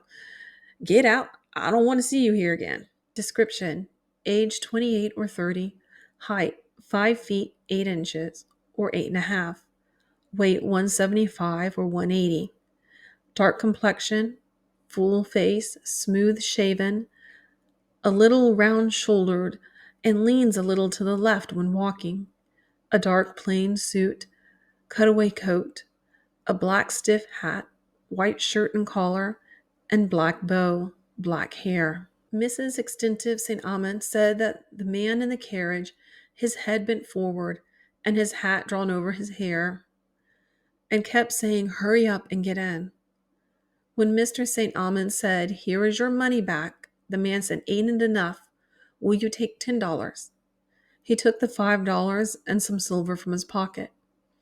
Description: age 30 or 35 years, height 5 feet 8 or 8.5 inches, weight 175 or 180, dark complexion, full face, smooth shaven, black hair, a little round shouldered, and leans a little to the left when walking, a plain dark suit, cutaway coat, a black stiff hat, white shirt and collar, and black bow.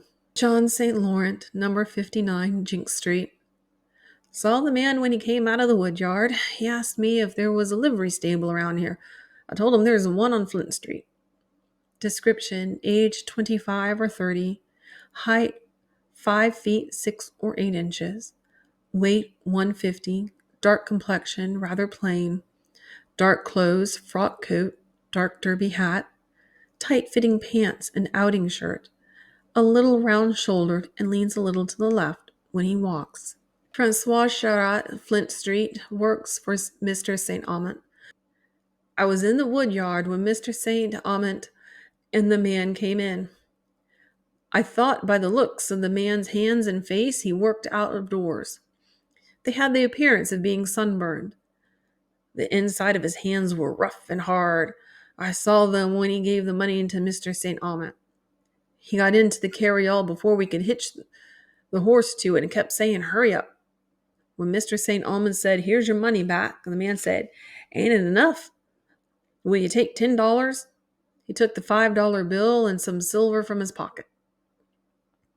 Description: age 31 or 32, height 5 feet 8 or 8.5, weight 175 or 180, dark complexion, full face, smooth shaven, a little round shouldered, and leaned a little to the left when walking. A plain dark suit, cutaway coat, a black stiff hat, white shirt and collar, and black bow. I saw the man go to Pleasant Street. He stood at the corner of Pleasant and Jinx Street a minute, then started towards New Bedford. Joseph Michaud, age 16, lives on Jinx Street. I saw the man and the team in the wood yard. When Mr. St. Amand said he could not take him to New Bedford, he said, take me to Steep Brook then. Description: age 40, dark complexion, height 5 feet 8 inches, dark clothes, white shirt and collar, black bow. Alexander Coate lives on Jinx Street, works at Arcans. A man came to the stable August 4th at 3:30 o'clock and asked me if he could be carried to New Bedford. I said, no, sir. Description: age 29 or 30, height 5 feet 8 or 9 inches, weight 180 or 190, dark complexion, full face, dark cutaway coat, no vest, no tie, an outing shirt. When he went from the barn, he went towards Alden Street. You could probably track this man, like where he went, and if you go back over this and pull out the appropriate page of the Sanborn map. Albert E. Chase, Fall River, Massachusetts, August 5th, 1892. The following articles and wearing apparel were this afternoon taken from a washtub in the cellar washroom of the Borden house by orders of the city marshal and medical examiner, and were buried under my direction in the yard back of the barn. 1 sofa pillow and tidy, 1 large piece of Brussels carpet, 1 roll of cotton batting, 1 sheet and several pieces of cotton cloth, 3 towels, 1 napkin, 1 chemise, 1 dress, 1 pair of drawers, 1 skirt, 2 aprons, 1 hair braid, and several pieces of hair from Mrs. Borden's head, from 5 to 8 inches long, 1 necktie, 1 truss, 1 piece of black silk braid or watch guard. I also found mixed in with the hair of Mrs. Borden a piece of bone, which from it nature I took to be a piece of Mrs. Borden's skull. It was cut so smooth that I thought it might be of use in determining what kind of instrument was used, as the bone and hair both had the appearance of being cut with a very sharp instrument. I gave this piece of bone to Dr. Dolan. About the middle of the next week, Dr. Dolan ordered all the articles dug up. After taking out pieces of clothing and of the carpet, they were ordered buried again. This time they were put in a box. What in the flying hell? Like, is this standard operating procedure for police? Definitely not nowadays. We have evidence rooms. And sometimes evidence sits in there for decades. But as of August 5th, they do not have a killer. But they have determined that everything here is, I guess, no longer needed as evidence. So they buried it. And it says they were buried in the yard back of the barn. Is this like the police station yard? Is this the yard of the Borden house? Did you bury the evidence behind the barn of the Borden house? I'm hoping not. Because, ew, no wonder people claim that it's haunted. And if you buried it behind the police station, ew. I mean, why couldn't you have burned it? But then again, if they had burned it, they would have lost all the evidence. Because then, Dr. Dolan comes back and he's like, hey, pull that all up. I need to get that one and that one. Yeah, I think we're good. Give me that one too. Yeah, put the rest in a box and rebury it. So it was buried just in a hole in the ground, because it wasn't until Dr. Dolan came back to get his pieces of clothing and the piece of carpet that they bothered to put it in a box. So they just dug a hole and just tossed all the evidence and buried it. And they're like, hey guys, let's remember that it's there, right? Let's remember that we put this evidence there. No one's ever going to find it if we don't want them to. But this sounds like more like a criminal doing something instead of the police doing something. Oh, my holy moly. Okay, maybe that was standard police procedure back in the day. Thank you, police, for evolving. We greatly appreciate it, especially everybody who was falsely convicted and needed that evidence to prove that they were falsely convicted. We greatly appreciate your more modern methods of preserving evidence in a climate-controlled environment and not thrown into a hole in the ground. Fall River, August 17th, 1892. During the past 13 days, I have been on duty at the Borden house at the front door. During all this time, the front door locked every time it was closed. No one has been ever admitted without first ringing the bell. Several times the people who were inside have stepped out to speak to me, and the door would close and lock them out, and they would have to ring to get in. I have tried the door a great many times and always found it locked. Have seen a great many other people try to get in before ringing the bell, but the door was always locked. I have never seen anyone get in without being let in by someone from the inside. I will tell you from experience, a self-locking door can be very annoying. In Germany, this was very much the norm, and I have locked myself out because I was standing in the doorway of my apartment talking to a neighbor. I stepped just a little bit too far, the door clicked behind me, and I had to call the locksmith because I could not get back in. I wasn't planning to leave my apartment, so I didn't have my keys with me. I mean, it's nice from a security standpoint, but oh my God, make sure you have your keys if you have a self-locking door. And as for him checking the door several times, the dude was bored. His job was to stand there at the front door, probably was to take note, whether actually write down or at least take a mental note of who came and went. But the dude was bored. Of course, he tried the door. Fall River, August 19th, 1892. Investigation made of the character of Charles B. Peckham, who came to the city yesterday and gave himself up, saying he killed A.J. Borden.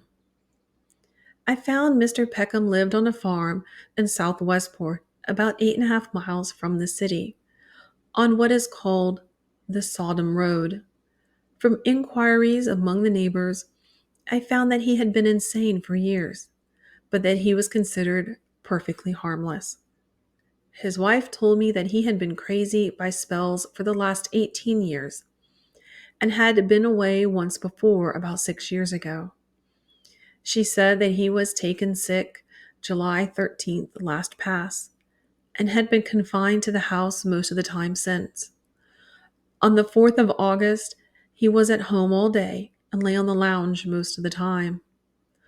Also, that he had never been to the city on Thursday except yesterday, since they had lived on the farm. He had read of the Borden murders in the New Bedford Standard, and ever since that, he kept saying he was going to Fall River to give himself up, as he was the man who had killed them. When he left home, he told his wife he was going to give himself up, and she thought no more of it, expecting he would only go to one of the neighbors and be home to dinner. I found him to be well known as a crank for several miles about there. I kind of feel sorry for this man. It looks like he's got something going on. But yeah, it looks like they vetted him, and the police are like, he's harmless, he's crazy, it's a false confession. People are known for a variety of reasons to give false confessions. This is particularly troublesome when there is a serial killer running about. Luckily, this was not such a case. And sometimes, once you give a false confession, the police may be under a lot of pressure just to find the murderer. And they're like, yeah, cool, you confessed, you're it. Luckily, in this case, they're like, yeah, something's not quite right. Let's investigate. We don't see any link to this guy. We've never heard of this guy. And turns out, yeah, no. Even when Charles Peckham said to his wife, hey, I'm going to go turn myself in, she's probably like, okay, cool. He's going to go to the neighbor's house, think it's the police station, and probably confess at the neighbor's house that he murdered these people. My neighbors are going to humor my husband, and then he'll wander home for dinner. But he did manage to make it to town and to the police station. Fall River, August 24th, 1892. Investigation in regard to time Jonathan Clegg, Gents Furnisher, number 6 North Main Street, states that A.J. Borden was in his store Thursday, August 4th, talking with him in regard to his leasing his store on South Main Street. He left his store at just 10:29 to go to the South Main Street store. Mr. Borden was seen standing in the door of said store by the men at work inside, also by Edmund Whitehead, who saw him leave the store and turn up Spring Street but cannot fix the time. Mrs. Lizzie Gray, corner of Spring and 2nd Street, saw Mr. Borden as he came up Spring Street and turned north on 2nd Street towards home. She cannot fix the exact time, but says it was between 10 and 11 o'clock, and but a short time before the murder. Dr. Kelly's wife, who lives next south of Mr. Borden, saw him going into his house, thinks it was 10:35 or a little later. L. L. Hall, 83 2nd Street, says that Mrs. Churchill came to his stable after a man that works for her to go after a doctor for Mr. Borden, who had been badly hurt. Mr. Hall says it was then 10:30. He was positive of this, for he looked at his watch. John J. Cunningham, who carries papers, was going to Mr. Hall's stable and says Mrs. Churchill and several men were talking very serious. He asked them what the matter was, and a boy by the name of Albert Pierce told him that someone had stabbed A.J. Borden at his house. Cunningham says he went right to Mr. Gorman's store, corner of 2nd and Borden Streets, and telephoned what he had heard, first to the city marshal, then to the Daily Globe office. By the clock in Mr. Gorman's store, it was then 10 minutes to 11, but it may not have been right. As I said, news got around of this. For one thing, they were saying he was stabbed instead of having his face smashed in with a hatchet. I mean, if you remember back to episode 1, the police officer was like he was cut with a razor or something, deep, thin cuts, sharp. And I was like, okay, that is a weird analogy, saying that he was cut with a razor when he had his face hacked up with a hatchet. But sure. But now they have Mrs. Churchill. Are we surprised as Mrs. Churchill? We are not. We are not surprised Mrs. Churchill is all up in this. But she's gossiping with several men. And then John Cunningham comes by and is like, hey, what are you guys talking about? Like, you're all really serious. Like, he was stabbed. So we've gone from faces cut with something like a razor to he was stabbed. And when I think of a stabbing, I'm thinking soft body parts. I rarely think of stabbing to the face. But normally people tend to stab, abdomen.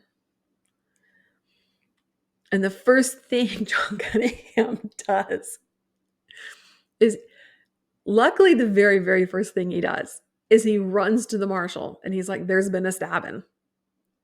The second thing he does is contact the local news. That is awesome. He's like, you're not going to believe this.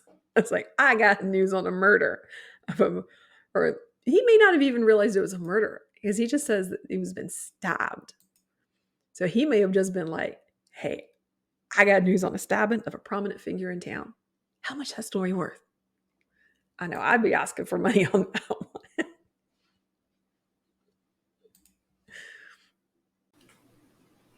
James Leonard, who drives for Dr. Bowen, says B had drove up to the house with the doctor when his wife came out and told the doctor to go right over to Borden's, as something terrible had happened. It was then 5 minutes past 11. Alice M. Russell says that Bridget Sullivan came to her house, 33 Borden Street, at 11:15 and told her Mr. Borden had been badly hurt. And Lizzie, who wanted her to come up there right away. Charles Sawyer says that he went up 2nd Street with Miss Russell and that she went into the Borden house. And as he turned to go away, he met Officer G.W. Allen and went into the house with the officer. Alexander B. Cogshall, a stable keeper on 2nd Street, left his stable at 11:10 to go to dinner. He stopped to talk with Mrs. Buffington, and she told him that there had been trouble in the next house. Just then Bridget Sullivan came out of the house on the run and went over to Southard H. Miller's house and went in. Soon after, Mr. Miller came to the door and called him over and said, "Here, Alex, I want you to listen to what this girl says." Bridget then told them that Mr. Borden and his wife had both been murdered. Mr. Coggeshall then went to dinner at Mrs. Tripp's, number 82nd Street, and he told her of the murder. It was then 11:20 by the clock in the restaurant. Fall River, September 20, 1892. I this day visited the Borden house under instructions from the city marshal. I saw Miss Emma Borden, and she went down cellar with me and showed me a window in the northeast corner, room nearest to the barn, and the next north of the cellar door, which she wanted to have fastened up, and told me to note the condition that it was in before anything was done. I found one light of glass broken in the upper sash. The lower sash bad the appearance of being pushed in and raised up about 5 inches. A. Perrin, August 18th, 1892. 8:30 o'clock, P.M. Joseph LeMay of North Steep Brook reports that about 5:30 o'clock this afternoon, while in the woods about a mile from his house, he heard somebody say, "Too bad about Mrs. Borden." Looking around to his left, he saw a man sitting down on a stone. Mr. LeMay asked him if he was tired. The man made no reply, but took up a small hatchet and commenced to grind his teeth. Mr. LeMay says that he had some spots of blood on what was once a white shirt, 3 drops. His coat sleeves were pulled up so that his wristbands of the shirt could be seen, and there was some blood on both of them. They looked at each other for some minutes, when the man got up, jumped a wall, and went in the northerly direction. Description: 30 or 35 years of age, height about 5 feet 3 inches, 140 pounds weight, brown mustache, quite good size, face looked as though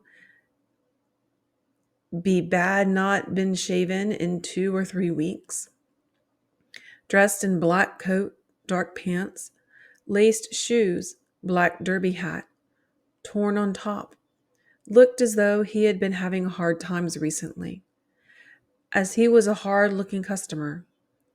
Investigated by A. Perrin, August 17th, 1892, and finds it is as reported as above. I am not surprised that he had drops of blood on him because, am I reading this right? It's because I don't have my glasses on and the font isn't big enough. But he took up a small hatchet and commenced to grind his teeth. I take that to mean with the hatchet? Like you're grinding your teeth with a hatchet? And do they mean like grinding as in like filing down? Or do they mean grinding as in like picking, like maybe flossing with a hatchet? Either way, not something I would recommend. P.T. Barker, August 4th, 1892. Statement of Mrs. Mary A. Chase, who lives over Wade's store, 2nd Street. About 10:45 o'clock today, saw a man sitting on Mr. Borden's fence in backyard, picking pears and filling his pockets. When B saw her, he jumped down between the fence and the barn in the rear, was dressed in dark clothes, a dark hat. Statement of George H. Kelly. About 6 o'clock tonight, while at Stone Bridge, saw a man whom he took to be a Portuguese cross the bridge and stop at Draw Tinder's shed. He said to Mr. Kelly and Draw Tinder that he wanted to find a way to New York. They noticed the way he talked, and it was so queer that Draw Tinder said, "What in the hell do you want anyway?" The Portuguese said he wanted to find the way to New York. The draw tender told him he would have to walk to Newport. Edwin D. McHenry, Fall River, 28, 1892. The following is the result of my interview last Saturday night with Mrs. Whitehead. I could not reach her mother, Mrs. Oliver Gray, the stepmother of the late Mrs. Abby Borden, until today. I found her at the home of Mr. Benjamin Covell at the top of 2nd Street. I questioned her at length as to whether there was anything new that had come to her mind since she was last seen.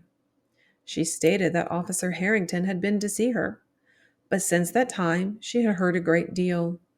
She also stated that Mr. and Mrs. Chase had gone to Tiverton, Rhode Island, and Little Compton, to remain away until after this Borden case had been disposed of, and that Mrs. Chase was the woman above all others that was needed to let light in on Lizzie's actions.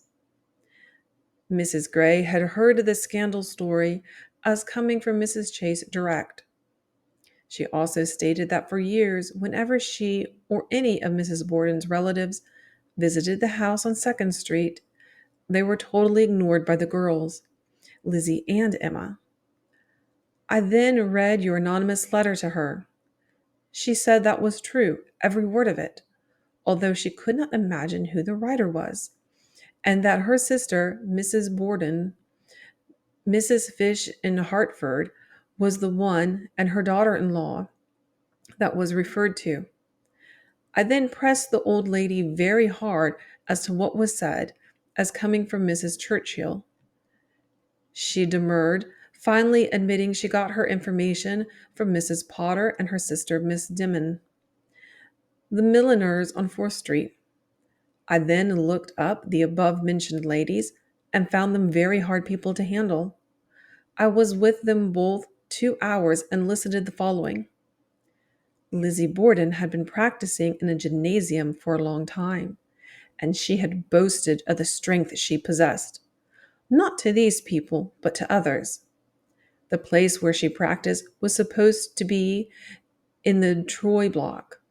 I also elicited the fact that one George Wiley, a clerk at the Troy mill, is the one who is authority for the statement that Mrs. Churchill made, that she, Mrs. Churchill, said that there was one thing she saw in the house the day of the murder that she would never repeat, even if they tore her tongue out. And that is it, folks. We have done it. We have finished the witness statements. Yay! We have a bunch of other files to go through. Don't think this is over. We have Lizzie's interrogation. We have the court records. We've got a ton left to do. But we finished the witness statements, which felt like that was going to go on forever. So congratulations, everybody. We did it. All right, everyone, I'm going to start prepping for the next set of documents. And until then, happy hunting.